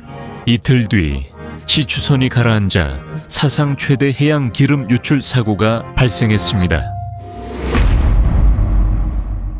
디보터 호라이즌은 초심해용 동적 위치 제어가 가능한 반잠수식 해상 시추선입니다. 이 시추선은 8,000피트 깊이의 바다에서도 유정 시추가 가능합니다. 첨단 동적 위치 제어 시스템은 8개의 아지무스 스러스터를 사용합니다. 각 아지무스 스러스터는 360도 회전할 수 있습니다. 이로써 시추선은 24시간 내내 안정적인 위치를 유지할 수 있습니다. 각 다리에는 바닷물이 채워져 평형수 역할을 하며 거친 바다에서도 시추선을 안정적으로 유지합니다. 이 시추선은 스위스 트랜스오션 소유이며 BP가 운영합니다. BP는 하루 496,800달러로 시추선을 임대하고 인력과 장비, 지원 선박 운영에 추가로 하루 50만 달러를 씁니다. 하루에 거의 100만 달러가 드는 유정 시추 작업에서는 가능한 한 빨리 새 유정을 뚫고 더 중요한 석유 채취와 판매 작업으로 넘어가야 한다는 압박이 있습니다. 이 시추선에는 이 드릴 시스템도 장착되어 있어 실시간 시추 데이터를 텍사스 휴스턴의 기술 인력에게 전송합니다. 디보터 호라이즌은 아틀란티스, 썬더호스 유전에서 시추합니다. 디보터 호라이즌은 2009년 9월 뛰어난 안전 기록을 가진 강력한 시추선으로 평가받았습니다. 이 시추선은 휴스턴에서 남동쪽으로 약 250마일 떨어진 키슬리 캐니언의 타이버 유전에서 수직 깊이 35,000피트로 역사상 가장 깊은 유정을 시추합니다. 운영 기간 동안 이 시추선은 근무일의 93% 동안 가동되었으며 나머지 시간은 현장 간 이동이나 정기적인 정비에 사용되었습니다. 이 시추선은 길이 367피트 폭 256피트로 드릴링 데크는 축구장 크기와 비슷합니다. 이 시추선의 드릴링 대리근 높이 320피트이고 양옆에 크레인 2대가 있습니다. 안정화되면 수심 136피트까지 도달합니다. 선체 아래에는 최대 146명이 머물 수 있는 공간과 헬스장, 영화관 등 편의시설이 있습니다. 승무원들은 이 시추선을 떠다니는 힐튼 호텔이라 부릅니다. 이 시추선은 최신 블로우아웃 방지 기술을 적용했습니다. 블로우아웃은 고압 석유나 가스가 통제 없이 분출되는 현상입니다. 블로우아웃 시 불꽃이 튀면 큰 화재가 날 수 있습니다. 이 시추선은 블로우아웃 발생 시 석유와 가스를 우회시키고 유정을 봉쇄한 뒤 분리할 수 있습니다. 이 시추선에는 폭발을 방지하는 시스템과 승무원에게 경고를 주는 알람이 있습니다. 승무원들은 비상 상황에 대응하는 훈련을 정기적으로 실시하며 이 시추선에는 경험 많은 리더들이 있습니다. 이들은 해저에 400톤 블로우아웃 방지 장치를 설치하고 비상시 유정 차단 방법도 여러 가지 마련했습니다. 가장 극단적인 방법은 강력한 유압 절단기로 드릴 파이프를 절단하고 유정을 봉인해 호라이즌을 유정에서 분리하는 것입니다. 이 시스템은 이머전시 디스커넥트 시스템 비상 분리 시스템입니다. 드릴쉑과 브리지의 빨간 버튼을 누르면 절단기가 작동하지만 트랜스오션 유정 제어 핸드북에는 예외적인 경우에만 사용하라고 명시되어 있습니다. 하지만 그건 중요하지 않을 수 있습니다. 트랜스오션은 제조업체가 권고한 비싼 91 정기 점검을 3-5년마다 하지 않기 때문입니다. 업계 표준과 연방 규정도 같은 내용을 말하고 있습니다. BP와 트랜스오션의 안전 컨설턴트는 호라이즌의 블로우아웃 프리벤터가 10년이 넘었고 점검 시기가 이미 지났다고 지적합니다. 트랜스오션은 현재 정기 유지보수 프로그램이 충분하다고 봅니다. 2010년 2월 디보터 호라이즌은 루이지애나 해안 마콘도 유전에서 시추를 시작합니다. 이 유전은 브리티시 페트롤리엄, 아나다코 페트롤리엄, 맥스 오프쇼어가 소유합니다. 4월 20일 아침 시추팀은 상사들과 일정을 논의합니다. 그날의 주요 임무는 지옥의 유정을 마무리하는 것입니다. 마콘도 유정은 일정이 지연되고 있었고 디버터 호라이즌은 이를 정상 궤도로 돌려놓기 위해 파견되었습니다. 이 4월 호라이즌은 신속히 시추 작업을 진행합니다. 일정 준수에 따라 보너스가 주어져 시추팀에겐 좋지만 빠른 시추는 위험을 높입니다. 호라이즌은 강력하고 예측 불가한 지질학적 힘에 직면해 있습니다. 싼 마일 깊이의 고압 석유와 가스층을 빠르게 뚫는 것은 매우 위험합니다.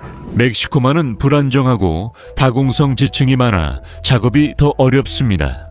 머드라고 불리는 무거운 시추 유체가 암석층의 균열로 계속해서 사라지고 있습니다. 머드는 드릴, 헤드를 윤활하고 시추공을 안정시키기 위해 시추공 안으로 펌프로 주입됩니다. 그 후 머드는 다시 시추관을 따라 위로 순환하면서 암석을 위로 끌어올려 시추공 밖으로 운반합니다. 시추 장비에서 암석은 머드와 분리되고 머드는 다시 펌프로 아래로 보내져 이 과정이 반복됩니다. 머드가 다공성 암석층으로 빠져나가면 분출하는 석유와 가스를 누르는 압력이 줄어들어 격렬한 압력 상승이 발생해 시추공을 제어하기 어렵게 만듭니다. 몇 주 전 심한 압력 상승으로 수백만 달러 상당의 시추 도구가 시추공에 갇혔습니다. 작업은 9일간 중단됐고 그 사이 가스는 드릴, 쉑이라 불리는 시추 장비 사무실로 계속 스며들었습니다. 브리티시 페트롤리엄 임원 2명과 트랜스오션 고위 임원 2명이 시추선 관리자 지미 헤럴과 회의를 하고 있습니다. 그들은 승무원 안전을 칭찬하고 호라이즌 일정 논의를 위해 비행기를 탔습니다. 시추선은 BP의 두 최우선 프로젝트 전에 마콘도 유정 작업과 여러 수리를 먼저 마쳐야 합니다. 경영진은 호라이즌의 일정 준수를 원하며 보너스는 비용 절감과 마감일 준수에 따라 지급됩니다. BP는 절차 생략이나 과도한 업무 압박을 부인하지만 유정 완성 계획은 점점 시간 절약과 위험 증가 쪽으로 바뀌고 있습니다. 초저녁에 호라이즌이 마콘도를 봉인하고 다음 단계로 가기 전 마지막 중요한 테스트가 남았습니다. 음압 테스트 동안 승무원들은 유정에서 무거운 머드를 빼내고 더 가벼운 바닷물로 교체하여 파이프라인에 압력이 생기는지 확인할 것입니다. 압력이 생기면 석유와 가스가 파이프에 스며들 수 있다는 뜻입니다. 업계 표준이나 정부 규정은 없습니다. 브리티시 페트롤리엄 테스트 지침은 24단어로 구성되어 있습니다. 브리티시 페트롤리엄 경영진과 시추 승무원은 엔지니어링을 논의하지만 테스트 결과에는 이견이 있습니다. 테스트 중 압력이 오르자 시추 책임자 와이먼 휠러는 걱정합니다. 브리티시 페트롤리엄 경영진은 테스트가 잘 진행됐다고 생각하고 시추선 관리자들은 테스트를 반복할지 논의합니다. 오후 8시까지 테스트가 다시 진행됐고 모두가 동의합니다. 마콘도 유정은 안정적입니다. 몇 시간 후면 시추팀의 20일 일간의 근무가 끝나고 새로운 팀이 시추선에 합류할 것입니다. 조셉 키스는 분출 압력계를 모니터링하고 있습니다. 그는 7년간 호라이즌에서 일하며 유정 밀봉 시 이렇게 많은 활동이 없었기에 불편함을 느낍니다. 여러 작업이 동시에 진행되면 그의 계측기가 오작동할 수 있지만 그는 유정 모니터링에 대한 걱정을 아무에게도 말하지 않습니다. 오후 8시 50분까지 드릴링 팀은 유정을 막기 위해 머드를 퍼내고 있습니다. 이것은 석유와 가스에 가해지는 압력을 줄여줍니다. 드릴링 담당 이젤 씨는 거의 18시간을 깨어 있습니다. 그는 팀과 함께 마지막 테스트에 의문이 없는지 확인합니다. 그들은 그에게 괜찮다고 안심시키며 잠시 쉬라고 합니다. 21시 38분 석유와 가스가 해져 호라이즌의 5층 높이 블로우아웃 프리벤터를 통과합니다. 블로우아웃 프리벤터는 안전장치이지만 석유와 가스가 이를 통과하면 막을 방법이 없고 5,000피트 라이저 파이프를 따라 시추선으로 빠르게 올라옵니다. 드릴링 머드도 우물에서 분수처럼 솟구칩니다. 상부 갑판에 있던 플로우 핸드는 기름진 머드가 급하게 솟구치는 것을 보고 그의 훈련된 반응이 즉시 발동합니다. 그는 블로우아웃을 막을 특수 밸브를 드릴 파이프에 설치하려고 주위를 둘러보지만 시추 현장에 대응할 플로우 핸드가 없다는 걸 곧 깨닫습니다. 모두가 우물을 봉인하고 집에 돌아가려 시추선을 서둘러 준비하고 있습니다. 머드와 물이 대리 곳곳에 강하게 튀고 있습니다. 블로우아웃은 제트 엔진처럼 날카로운 소리를 냅니다. 플로어 핸드는 상부 갑판에서 시추 현장으로 가며 금세 흠뻑 젖습니다. 그의 보호 안경이 진흙으로 덮여 있습니다. 크레인 운전사는 머드가 잠시 가라앉는 것을 보고 시추팀이 상황을 통제한다고 생각하지만 곧 머드는 더 크게 다시 분출합니다. 연기 자욱한 가스가 대릭 위쪽에 파이프에서 분사됩니다. 호라이즌에는 원유와 가스가 굴착 장비로 치솟는 것을 막을 두 가지 방법이 있습니다.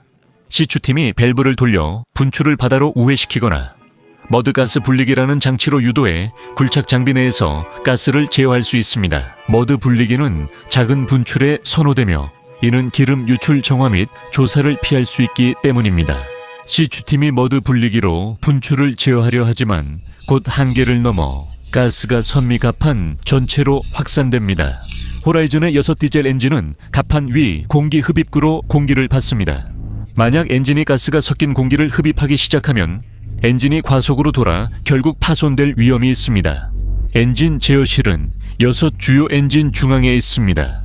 엔진 제어실 컴퓨터에 불이 켜지고 센서가 시추선에서 가스를 감지했다는 경고가 나타납니다.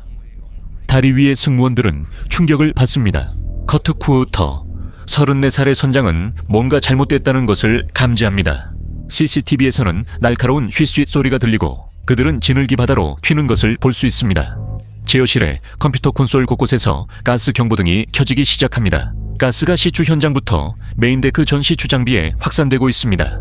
모든 조명이 자주색으로 변해 매우 높은 가연성 가스를 경고합니다. 경보 시스템은 호라이즌 전역에 전략적으로 배치된 여러 센서에 의존합니다.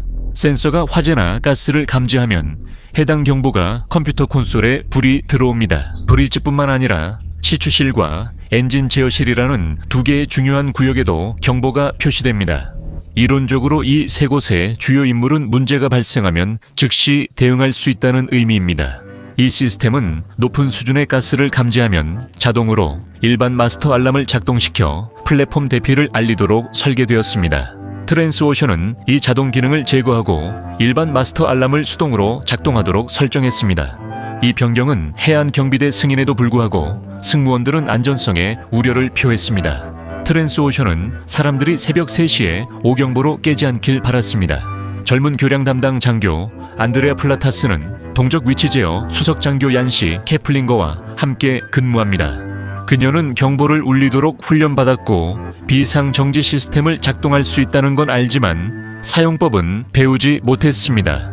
비상정지 시스템은 가스 흐름을 막기 위해 환기팬을 정지시키고 전기 장비를 끄며 점화원을 제한하고 심지어 엔진까지 정지시킬 수 있습니다. 이것은 브리지에 있는 비상분리 시스템과는 다릅니다. 그들은 이러한 비상 대응 시스템 중 어느 것도 작동시키지 않습니다. 호라이즌 비상정지 시스템은 인간 판단에 의존합니다. 트랜스오션은 승무원들이 스트레스 상황에서 빠르고 정확히 행동해야 한다는 경고를 받아 정지 시스템이 취약해집니다. 한 안전 컨설턴트는 트랜스오션에 인간 입력 없이도 작동하는 시스템으로 변경하라고 권고했으나 트랜스오션은 동의하지 않고 자동 시스템이 더 위험하다고 주장합니다. 대부분의 승무원들은 비상 상황을 모른 채 자거나 TV를 보거나 집에 전화하거나 페이스북을 합니다. 그 사이 미세한 가스가 드릴링 플로어를 감싸고 작업자들은 이를 피부로 느끼고 막까지 느낍니다. 드릴링을 책임지고 있는 이젤 씨는 간절히 필요했던 잠에 든 지 15분 만에 드릴링 데크에서 걸려온 전화로 잠에서 깨어납니다. 그들은 우물을 메우려고 애쓰고 있지만 도움이 필요합니다. 복도를 지나가다 트랜스오션 임원 한 명이 무슨 일이냐고 묻지만 그는 답하지 않습니다. 드릴러들은 펌프를 꺼 우물에서 머드를 제거했지만 막는 일은 미뤘습니다. 그들은 400톤 블로우아웃 프리벤터와 강력한 유압 가위로 드릴 파이프를 잘라 우물을 봉인할 수 있다는 것을 알고 있습니다. 하지만 그들은 그 결정을 다른 누군가가 내리길 원합니다. 그러던 중 드릴링 유체가 데이먼 B 뱅크스턴 호로 쏟아지기 시작합니다. 이 배는 260피트 길이의 작업선으로 호라이즌에 정박해 있습니다. 뱅크스턴 호이 선장은 호라이즌의 브리지에 무전을 보내고 안전한 거리로 이동하라는 지시를 받습니다. 엔진 제어실 남자들은 무정의로 뱅크스턴 호와 대화를 엿듣고 비상정지 시스템에 접근할 수 있습니다. 그들이 플라스틱 덮개를 열고 버튼을 누르면 엔진은 몇 초 만에 멈춥니다. 하지만 경보는 울리지 않았습니다.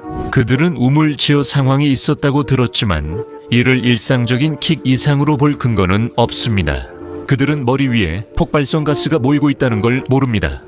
엔진을 정지하면 과잉 반응으로 위험할 수 있습니다. 호라이즌이 우물 위의 위치에서 벗어나 표류하게 되면 시추 장비가 손상될 수 있고 그로 인해 비용이 많이 드는 지연이 발생할 수 있습니다. 어쨌든 그들은 비상 정지 버튼을 누를 권한이 있다고 생각하지 않습니다. 관례상 브리지로부터 지시를 기다리며 듣는 것이 원칙입니다.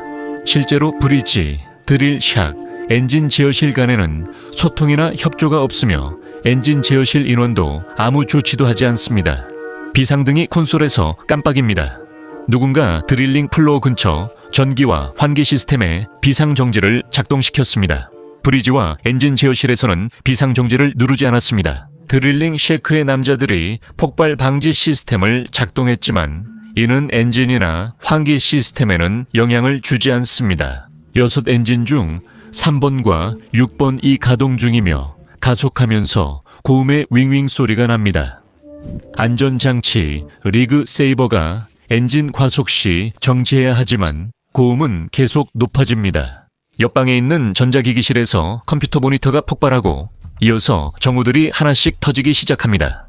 드릴 데크에 있던 남자들이 파이프를 넘어 메인 데크 아래 계단으로 달려갑니다.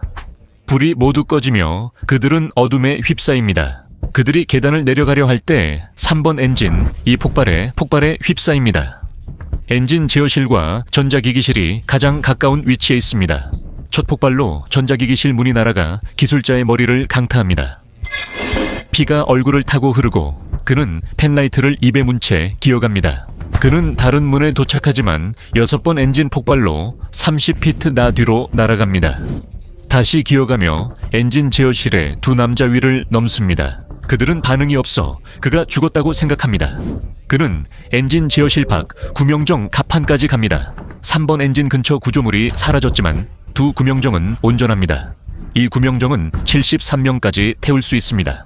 그는 혼자서 구명정을 띄우는 것을 고민하지만 대신 다리 쪽으로 가서 도움을 주기로 결심합니다. 첫 번째 폭발이 일어난 지 2분 후 조타실 승무원들은 자고 있는 승무원들을 깨우기 위해 일반 경보를 울립니다. 폭발로 호리조노 승무원들이 위협에 노출됩니다. 식당의 한 승무원은 기절하고 세탁실의 다른 승무원은 갇혀 크게 다칩니다. 크레인 운전사는 크레인 붐을 거치대 내려놓은 뒤 조종실을 나와 나선형 계단을 내려가다가 연기와 불길에 휩싸입니다. 2번째 폭발의 폭풍은 잠시 불길을 꺼뜨립니다. 하지만 그는 머리부터 갑판에 내동댕이 쳐져 머리가 함몰된 채 피 웅덩이 속에서 숨집니다. 갑판 반대편에서는 2번째 크레인 운전사가 2번째 폭발로 인해 크레인 조종실 뒤쪽으로 날아갑니다. 불덩이가 대릭을 휘감고 그의 조종실을 감쌉니다. 미스터 이젤, 드릴 책임자는 사무실에 들어서다 폭발로 20피트나 날아가 격벽에 부딪혔습니다. 그는 손과 무릎으로 기어가다 공기가 가스임을 깨닫고 계속 기어갑니다. 반드시 탈출해야 합니다. 승무원들은 브리지로 향합니다. 엔진 제어실과 드릴링 샤크가 파괴되어 브리지만 통제센터로 남았습니다. 그들은 브리지에 들어가 쿠후터 선장이 안드레아 플라투스에게 호라이즌에 조난 신호를 보냈다고 외치는 모습을 본다. 한 승무원이 엔진 제어실이 사라졌다고 외치고 전력이 없어 화재 진압이나 시추 장치 제어가 불가능하다. 이제 그들은 죽은 배에 남아있고 선장은 이를 받아들이지 못하는 듯하다. 머드가 드릴링 플로어로 쏟아진 지 9분이 지났습니다.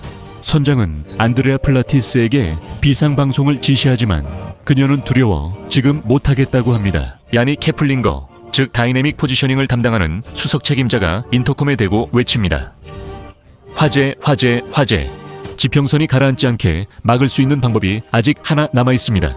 비상분리 시스템인 EDS를 작동해야 합니다. 이 시스템은 블로우아웃 프리벤터에 신호를 보내 호라이즌을 분리하고 유정을 봉인합니다. 블로우아웃 시스템 감독관이 선장에게 이머전시 디스커넥트 시스템 작동을 외칩니다. 이것이 시추선을 구할 마지막이자 가장 강력한 조치지만 여전히 저항이 있습니다. 이머전시 디스커넥트 시스템 사용 승인을 위해 시추선 책임자 지미 헤럴이 필요하다고 누군가 말합니다. 그때 지미 헤럴은 샤워 중이었고 폭발이 시작됐습니다. 폭발이 그의 손실을 강타합니다. 유리와 단열재가 샤워실로 날아듭니다. 그의 눈이 다쳐 얼굴에 피를 흘리며 반쯤 앞이 안 보이는 상태로 브리지로 향합니다. 그가 도착하자 선장이 이머전시 디스커넥트 시스템 작동 허락을 구하자 그는 바로 승인합니다. 이제 그들은 예비 발정기를 가동해야 합니다.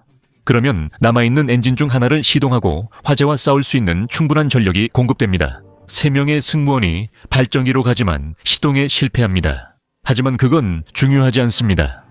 2 소방팀 중 1명만 폭발 후 소방 스테이션에 도착했기 때문입니다. 부실한 정비 때문인지 아니면 폭발로 인해 시스템이 손상된 것인지 확실하지 않지만 비상 차단 시스템이 작동하지 않습니다. 수평선은 봉인할 수 없는 우물에 묶여 있습니다. 이제 승무원들은 시추선을 버리는 것만 남았습니다. 멍한 남녀들이 구명정으로 가고 갑판 위에서 불길이 대릭을 삼키는 소리와 느낌을 받습니다. 승무원들도 구명정에 탑니다. 남자들이 코크스웨인에게 출발하라고 소리치고 있습니다. 불타는 대릭이 언제든 무너질 수 있습니다. 몇몇은 울고 있습니다. 이번 구명정, 이 배정된 승객 대부분 없이 먼저 출발합니다. 1번 구명정의 코크스웨인인 데런 루핀스키는 빈 좌석이 있는 채로 떠나기를 거부합니다. 이제 남자들이 구명정 갑판에서 바다로 뛰어내립니다. 갑판이 붐벼발을 헛디뎌 빠지는 이들도 있습니다. 마내물이 잔잔해 뛰어든 이들이 불타는 잔해에서 헤엄쳐 멀어질 수 있습니다. 주 갑판에서는 질소 탱크가 폭발합니다. 구명정 2대가 떠났고 시추선엔 아직 10명 넘게 남아 있습니다. 발전기를 가동하러 갔던 새 승무원이 조타실로 돌아오자 선장 안드레아 플라투스와 얀시 케플링거가 아직 남아있음을 발견합니다. 그들은 이제 배를 버리기로 결정합니다. 그들은 고무 구명 뗏목을 발견하지만 갑판에서 꺼내고 부풀리며 내리는데 어려움을 겪습니다. 대피훈련 때 이런 연습을 해본 적이 없기 때문입니다. 주변에서 작은 폭발이 일어나고 시추선 아래에선 강한 열기가 치솟습니다. 그들은 구명 뗏목을 내리지만 불타는 시추선에서 멀어지지 못합니다. 쿠후터 선장은 구조정까지 헤엄쳐 칼을 가져와 뗏목을 잘라냅니다. 생존자들은 헬리콥터 데크에서 약 200피트 높이에서 뛰어내립니다. 승선에 있던 126명의 승무원 중 11명이 사망했습니다. 대부분은 화염의 중심에 있었던 드릴링 크루였습니다. 36시간 만에 디버터 호라이즌은 수면 아래로 가라앉았습니다. 사고 발생 후 약 3개월, 이 지난 7월 15일까지 유정에서 기름이 계속 유출되어 이는 역사상 최대 규모 기름 유출 사고 중 하나가 되었습니다. 이런 대형 사고에서는 의사결정이 3가지 요인으로 방해받는다고 생각합니다. 첫째, 실제 상황을 믿기 어렵다는 점인데 이는 충격적 사건에 대한 자연스러운 반응입니다. 슬픔의 첫 번째 단계는 부정입니다. 가장 비용이 적게 드는 해결책을 우선적으로 선택하도록 하는 훈련은 승무원들이 상황의 심각성을 인식하지 못하게 만듭니다. 그들은 상황 악화를 막기 위해 충분히 조치하고 있는지 판단해야 합니다. 대부분의 경우 상황이 이미 그들보다 한참 앞서 있습니다. 저는 엔지니어가 아니기 때문에 여러 단계의 의사결정이 아니라 오직 한 가지 역할만 하는 블로우아웃 프리벤터를 만드는 것이 가능한지 말씀드릴 수 없습니다. 모두가 버튼을 누르는 것을 피하려고 합니다. 왜냐하면 그 결과는 너무나도 확정적이기 때문이죠. 절당이 파이프를 잘라냅니다. 그리고 시작 위치로 돌아가려면 수억 달러가 필요합니다. 이 질문에 답할 엔지니어가 있을지도 모르겠네요. 블로우아웃 프리벤터를 수도꼭지처럼 켜고 끌 수 있을 만큼 빠르게 우물을 닫을 수 있도록 설계할 수 있을까요? 수도꼭지 잠그듯 쉽게 결정할 수 있다면 얼마나 쉬울지 상상해 보세요. 시간에 쫓기지 않고 문제를 해결한 다음 10분 후에 다시 수도꼭지를 여는 거죠. BP와 트랜스오션은 200억 달러가 넘는 벌금과 정화 비용, 그리고 유출로 피해를 입은 이들에게 추가 보상금을 지급해야 했습니다. 분석가들은 사고 후 몇 달 동안 BP가 분기별로 170억 달러의 손실을 기록했다고 밝혔습니다. 2011년까지 BP의 연간 총이익은 약 600억 달러로 다시 회복되었습니다.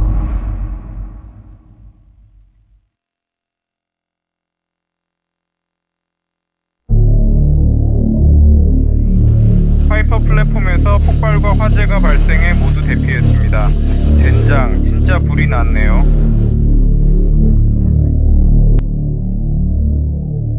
(1988년 7월) 6.1 파이퍼 알파 석유 플랫폼이 폭발하여 부캐로 가라앉았고 165명의 남성이 목숨을 잃었습니다. 이 일련의 사건은 거의 합리적인 순서로 일어났다고 할 수 있습니다. 1970년대 초 4개의 회사가 북해에서 석유를 찾기 위한 탐사에 협력했습니다. 1972년에 그들은 탐사 허가를 받고 1973년에 파이퍼 유전을 발견합니다. 4개의 회사는 옥시덴탈 페트롤리엄 컴퍼니 리미티드, 옥시덴탈 페트롤름 컴퍼니 리미티드라는 합작 회사를 설립하고 파이퍼 알파 석유 플랫폼과 오크니 제도의 플로터 석유 터미널로 석유를 운반할 파이프라인 건설 작업을 시작합니다. 플로터 석유 터미널은 석유를 받아 처리하게 됩니다. 파이퍼 알파 플랫폼은 맥더먼 엔지니어링과 유니언 인더스트리얼, 엔터프라이즈가 4모듈로 건설했고 각 모듈은 방화벽으로 분리되었습니다. 1975년 이 모듈들은 스코틀랜드 아르데시어의 맥더벗 현장에서 조립 후 475피트 깊이의 파이퍼 유존으로 옮겨졌습니다. 모듈 A는 시추 모듈이며 플랫폼 반대편에는 숙소인 모듈 D가 있습니다. 위험도가 높은 작업은 숙소나 제어실 등 승무원 시설과 최대한 멀리 배치되어 있습니다. 1976년에 원유 생산이 시작되어 하루에 25만 배럴의 석유를 생산하고 1단계 생산에서는 오직 석유만을 대상으로 하여 하루 30만 배럴까지 증가합니다. 파이퍼 알파는 중앙 원유 플랫폼입니다. 주요 원유 파이프라인은 파이퍼 알파에서 플로터까지 이어집니다. 클레이모어 플랫폼은 파이퍼 알파에서 20마일 떨어진 주요 파이프라인으로 원유를 펌프합니다. 타탄 플랫폼도 클레이모어를 통해 이 파이프라인에 원유를 보냅니다. 파이퍼 알파는 자체 원유를 파이프라인으로 보내고 타탄은 클레이모어에서 합류합니다. 파이퍼 알파는 북해 최대 원유 플랫폼 중 하나입니다. 1978년 영국의 가스 보존 규정 준수를 위해 대규모 재건이 시작되었습니다. 이는 보통 석유 추출 부산물인 가스를 포집하기 위한 작업입니다. 1980년 말까지 가스를 포집하여 스코틀랜드 에버딘, 북쪽의 세인트 퍼거스로 운송하기 위해 제어실과 시추정 사이에 B 모듈과 C 모듈에 가스 보존 모듈이 설치되었습니다. 가스 압축실과 제어실은 방화벽으로 분리되어 있습니다. 가스와 석유는 이른바 2단계 생산에서 생산됩니다. 타탄과 클레이모어에서 나온 가스는 파이퍼 알파로 이동하고 파이퍼 알파는 이를 북서쪽 30마일 떨어진 MCP1 가스 압축 플랫폼을 거쳐 본토 세인트 퍼거스로 보냅니다. 석유와 가스 2단계 생산은 80년대 후반까지 이어지며 이후 대규모 재건과 유지 보수가 예정되어 있습니다. 1988 연칠 월가스 보존 모듈 옥시덴탈 페트롤럼 컴퍼니 리미티드 교체를 포함해 6개의 주요 프로젝트가 진행 중입니다. 초기에는 타탄과 클레이모어에서 가스를 우회하고 재건 중 파이퍼 알파를 완전히 중단할 예정이었습니다. 하지만 생산량을 유지하기 위해 합리적인 안전 조치를 찾았습니다. 개조 작업 내내 하루에 12만 배럴의 석유를 계속 생산했습니다. 파이퍼 알파의 가스 보존 모듈을 교체하기 위해 플랫폼은 1단계 생산으로 돌아가 석유를 생산하고 가스를 연소시킵니다. 가스 보존 모듈이 제거됩니다.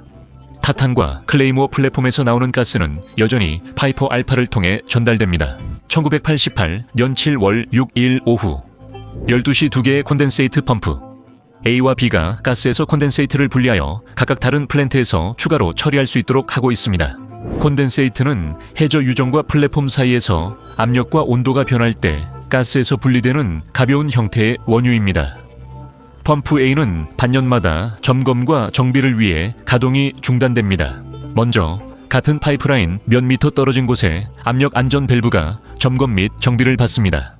엔지니어가 이를 분리합니다. 열린 콘덴세이트 파이프는 평평한 금속 원판인 디스크 커버로 임시로 밀봉됩니다. 커버는 손으로 조여서 안전 밸브를 정비 후 쉽게 다시 장착할 수 있도록 합니다. 17시 55분 점검과 정비는 아직 완료되지 않았습니다. 교대가 끝날 때 엔지니어는 펌프 A가 준비되지 않았으며 어떤 상황에서도 작동해서는 안 된다는 내용의 허가서를 작성합니다. 오후 6시에 주간 근무가 끝나고 야간 근무가 시작됩니다. 현재 62명은 파이퍼 알파를 운영 중이며 164명은 생활구역에서 식사와 휴식을 취하고 있습니다. 교대 관리자가 바쁘기 때문에 엔지니어는 허가서를 해당 장비 상자에 넣고 느슨하게 조여진 플랜지에 대해 논의하지 않은 채 떠납니다. 오후 6시가 되면 파이퍼 알파의 잠수부들도 교대 근무를 시작하며 복잡한 파이프 아래 바닷물로 들어갑니다. 그들이 교대를 시작할 때 강철 계단을 내려가 강철로 된 대기구역에서 장비를 착용합니다. 대기구역은 오일 처리 플랫폼인 모듈 B 아래에 위치해 있으며 이곳은 미끄러울 수 있습니다. 이를 방지하기 위해 금속 대기구역에는 구멍이 뚫려 있습니다. 이 구멍들은 두 가지 기능을 합니다. 돌출된 가장자리는 작업자들이 구조물 주변을 걸을 때 미끄러지지 않도록 잡아주며 기름이 떨어질 경우 고이지 않고 아래로 빠지게 해 위험을 줄여줍니다. 잠수부들은 작업화를 벗고 드라이슈트로 갈아입어야 합니다. 하지만 이 구멍들은 날카로워 미끄럼 방지엔 좋지만 맨발로 서기엔 불편합니다. 그래서 잠수부들은 고무 매트를 설치하기로 합리적인 결정을 내리고 장비를 착용한 뒤 오후 7시에 물에 들어갑니다. 파이퍼 알페는 자동 화재 진압 시스템이 있어 화재 감지 시 자동으로 작동하며 디젤 펌프가 가동됩니다. 이 디젤 펌프들은 수면 아래 120피트 깊이에서 엄청난 양의 바닷물을 끌어올릴 수 있습니다. 그런 다음 파이프망이 갑판에 물을 뿌려 불길을 진압합니다. 잠수부들이 물속에 있을 때는 화재 진압 시스템이 수동 제어로 전환됩니다. 만약 펌프가 자동으로 작동되고 잠수부가 120피트 깊이의 흡입구 근처에 있다면 잠수부는 흡입구 철망에 빨려 들어가 최소한 펌프가 꺼질 때까지 갇히거나 최악의 경우 흡입관을 채우기 위해 몰려드는 물에 의해 압사당할 수도 있습니다. 클레이모어 플랫폼에서는 잠수부가 물속에 있을 때 자동 시스템을 항상 켜야 하지만 흡입관 10-15피트 이내 작업 시는 예외입니다. 그럴 경우 파이퍼 알파처럼 자동 시스템을 끄고 수동 모드로 전환하여 화재 발생 시 대응하게 됩니다. 보건 및 안전검사관들은 파이퍼 알페도 동일한 절차를 도입할 것을 권고했습니다. 모든 재건과 유지보수 때문에 절차를 나중에 시행하기로 했습니다. 1988년 7월 6일 잠수부들은 흡입관 근처에서 작업하지 않았습니다. 파이프라인 상류에서 메탄 얼음이 막힘을 일으켜 압력 증가를 막기 위해 21시 45분 AP 펌프가 자동 정지되었습니다. 그리고 엔지니어들은 다시 시작할 수 없습니다. 엔지니어들은 교대 관리자에게 A펌프 가동 가능 여부를 묻습니다. 관리자는 작업 허가서를 확인해 점검과 정비가 아직 시작되지 않았음을 확인합니다. A펌프는 정상 작동합니다. 자동차 연간 정비를 하루 미루듯 점검을 연기하고 A펌프를 가동해 막힘을 해소하면서 파이프라인 압력을 낮추는 것이 합리적입니다. 하지만 같은 파이프라인에 있는 안전 밸브 정비 허가서는 펌프와 안전 밸브가 서로 다른 위치에 있기 때문에 다른 장비함에 보관되어 있습니다. 그래서 그는 A펌프를 가동하지 말라는 지시를 못 봅니다. 파이프라인 재가동 압박과 A펌프에만 집중한 교대 관리자는 A펌프 가동을 승인합니다. 안전 밸브 플레이트가 손으로만 조여진 사실도 모릅니다. 실제로 안전 밸브는 몇 미터 떨어진 다른 층에 있어 엔지니어들은 밸브가 제거된 것도 알지 못합니다. 21시 52분 A펌프가 가동되고 응축수가 파이프를 흐릅니다. 곧 엔지니어들은 안전 밸브 위치에 금속 디스크에서 가스가 새는 날카로운 소리를 듣습니다. 국소가스 경보가 울리자 플랫폼 직원들은 즉시 누출 원인을 찾으러 나섭니다. 21시 55분에 휘발성. 응축수가 점화되어 폭발이 발생하고 방화벽을 뚫고 가스 보존 모듈과 제어센터를 분리시킵니다. 제어실은 거의 파괴되고 여러 핵심 인력이 폭발로 인해 사망합니다. 제프 볼린스 교대 관리자는 폭발에서 살아남아 비상 정지 버튼을 눌러 주요 밸브를 즉시 닫아 모든 가스와 석유 채취를 중단시킵니다. 그는 다른 건강한 남성들과 함께 그 지역을 탈출합니다.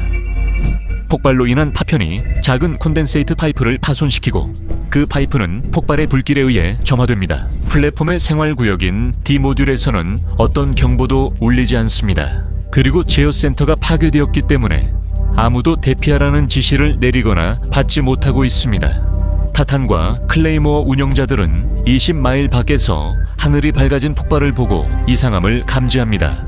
하지만 그들은 생산 중단 권한이 없어 계속 석유와 가스를 펌프질합니다. 생산을 멈추면 재가동에 며칠이 걸릴 수 있기 때문입니다. 22시 4분 무선 통신원 데이비드 킨레이드는 메이데이 호출을 보냅니다. 파이퍼 플랫폼에서 폭발, 화재가 났습니다. 모든 인원이 대피했습니다. 22시 5분에 에비오딘 해안경비대는 로시머스 수색구조대에서 시킹 헬리콥터 레스큐 138을 출동시켰습니다. 영국 공군은 킬로스 기지에서 호커 시드님 로드기를 출동시켜 현장 지휘 구조 1호로 임무를 맡깁니다. 북해에 있는 지원 선박들은 메이데이 신호를 듣고 수색 및 구조선이나 부유병원으로 대기합니다. 22시 6분 B 모듈에서 원유 저장 탱크가 열기로 인해 파손됩니다. 그 지역은 빠르게 기름으로 범람하고 기름에 불이 붙어 검은 연기 기둥이 치솟습니다. 불타는 기름이 다이버 준비 플랫폼 위로 떨어져 그들이 설치한 고무 매트 위에 고이기 시작합니다. 불이 고여있던 곳에서 점점 커지다가 22시 20분 불길이 타탄 파이프라인을 태워버리고 파이프라인이 폭발적으로 파손되면서 초당 거의 30톤의 가스가 불길에 공급되어 화염이 더욱 거세집니다. 일매일 떨어진 배의 선원들까지도 폭발 충격파를 느낍니다. 22시 30분 타로스 지원선이 파이퍼 알파에 접근합니다. 이 배는 숙소, 병원, 포화 잠수팀, 수색 및 구조시설, 고압 물대포 등 다양한 기능을 갖춘 다목적 선박입니다. 그녀는 물대포를 사용할 수 있는 곳에서 사용하지만 고압의 물줄기는 부상이나 사망 위험이 있어 최대 출력으로는 너무 강합니다. 선박의 헬리데크에는 트리아지 및 접수 구역이 마련되어 있으며 해상 의료진과 테로스포와 잠수팀의 잠수사 구급대원이 지원합니다. 샌드헤이븐 지원선이 도착해 신속히 수색과 구조정을 투입하여 생존자를 찾습니다. 22시 50분 MCP-1 가스 플랫폼 연결 파이프라인이 파손되어 폭발합니다. 팽창된 가스가 파이프라인을 통해 역류하며 300피트가 넘는 높이로 불길을 뿜어냅니다. 샌드헤이븐의 고속 구조정이 폭발로 인한 잔해에 갇히게 됩니다. 파이퍼 알파의 강철 구조물이 녹기 시작하자 테로스는 불길을 피해 후퇴할 수밖에 없습니다. 클레이모어 플랫폼은 파이퍼 알파로의 송출을 중단하지만 20마일 길이의 파이프라인에는 여전히 고압의 콘덴세이트와 가스가 남아 있습니다. 파이퍼 알파에 있던 남자들은 플랫폼에서 북해의 차가운 바다로 뛰어내리거나 아니면 검은 연기로 가득 차는 생활구역인 D 모듈에 갇혀 있습니다. 마크 리드는 헬리덱에서 175피트 아래로 뛰어내리며 생후 14주 된 아들을 떠올립니다. 23시 18분 클레이모어 가스관이 파열되어 폭발합니다. 이제 파이프라인에 쌓여있던 압력이 타탄 파이프라인에서 나온 가스와 합쳐져 앞으로 몇 시간 동안 불길을 더욱 키웁니다. 23시 35분 로시머스에서 출발한 시킹 헬리콥터 구조 138호가 현장에 도착하고 생존자들과 주요 인원들을 선박과 본토 병원 사이로 이송하는 작업이 시작됩니다. 비필수 인원은 철수되고 다른 플랫폼 선박의 구급대원으로 교체됩니다.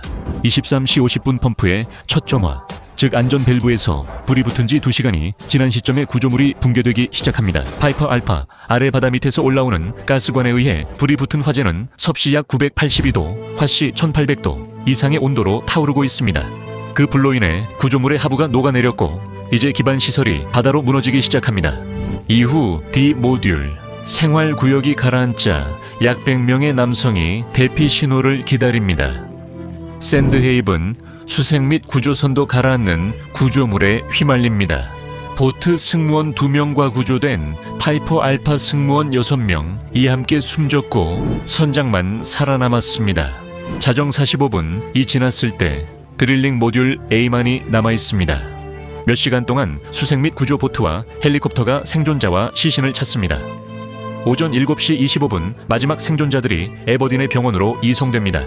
167명이 사망했으며 61명만 생존했고 39는 끝내 발견되지 않았습니다. 전문 소방팀이 화재를 진압하는데 3주가 걸렸습니다. 1988년 말 포화 잠수팀이 수심 475피트에서 생활구역 D 모듈과 그 안에 갇혀있던 87명의 시신을 인양했습니다. 이런 결과를 기대하는 것은 합리적이지 않지만 그 과정에서 내린 결정들은 합리적인 결정이었습니다. 각 결정이 따로일 때 파이퍼 알파는 비교적 안전했지만 이 결정들이 이어지면서 치명적인 연쇄 사건이 발생했습니다.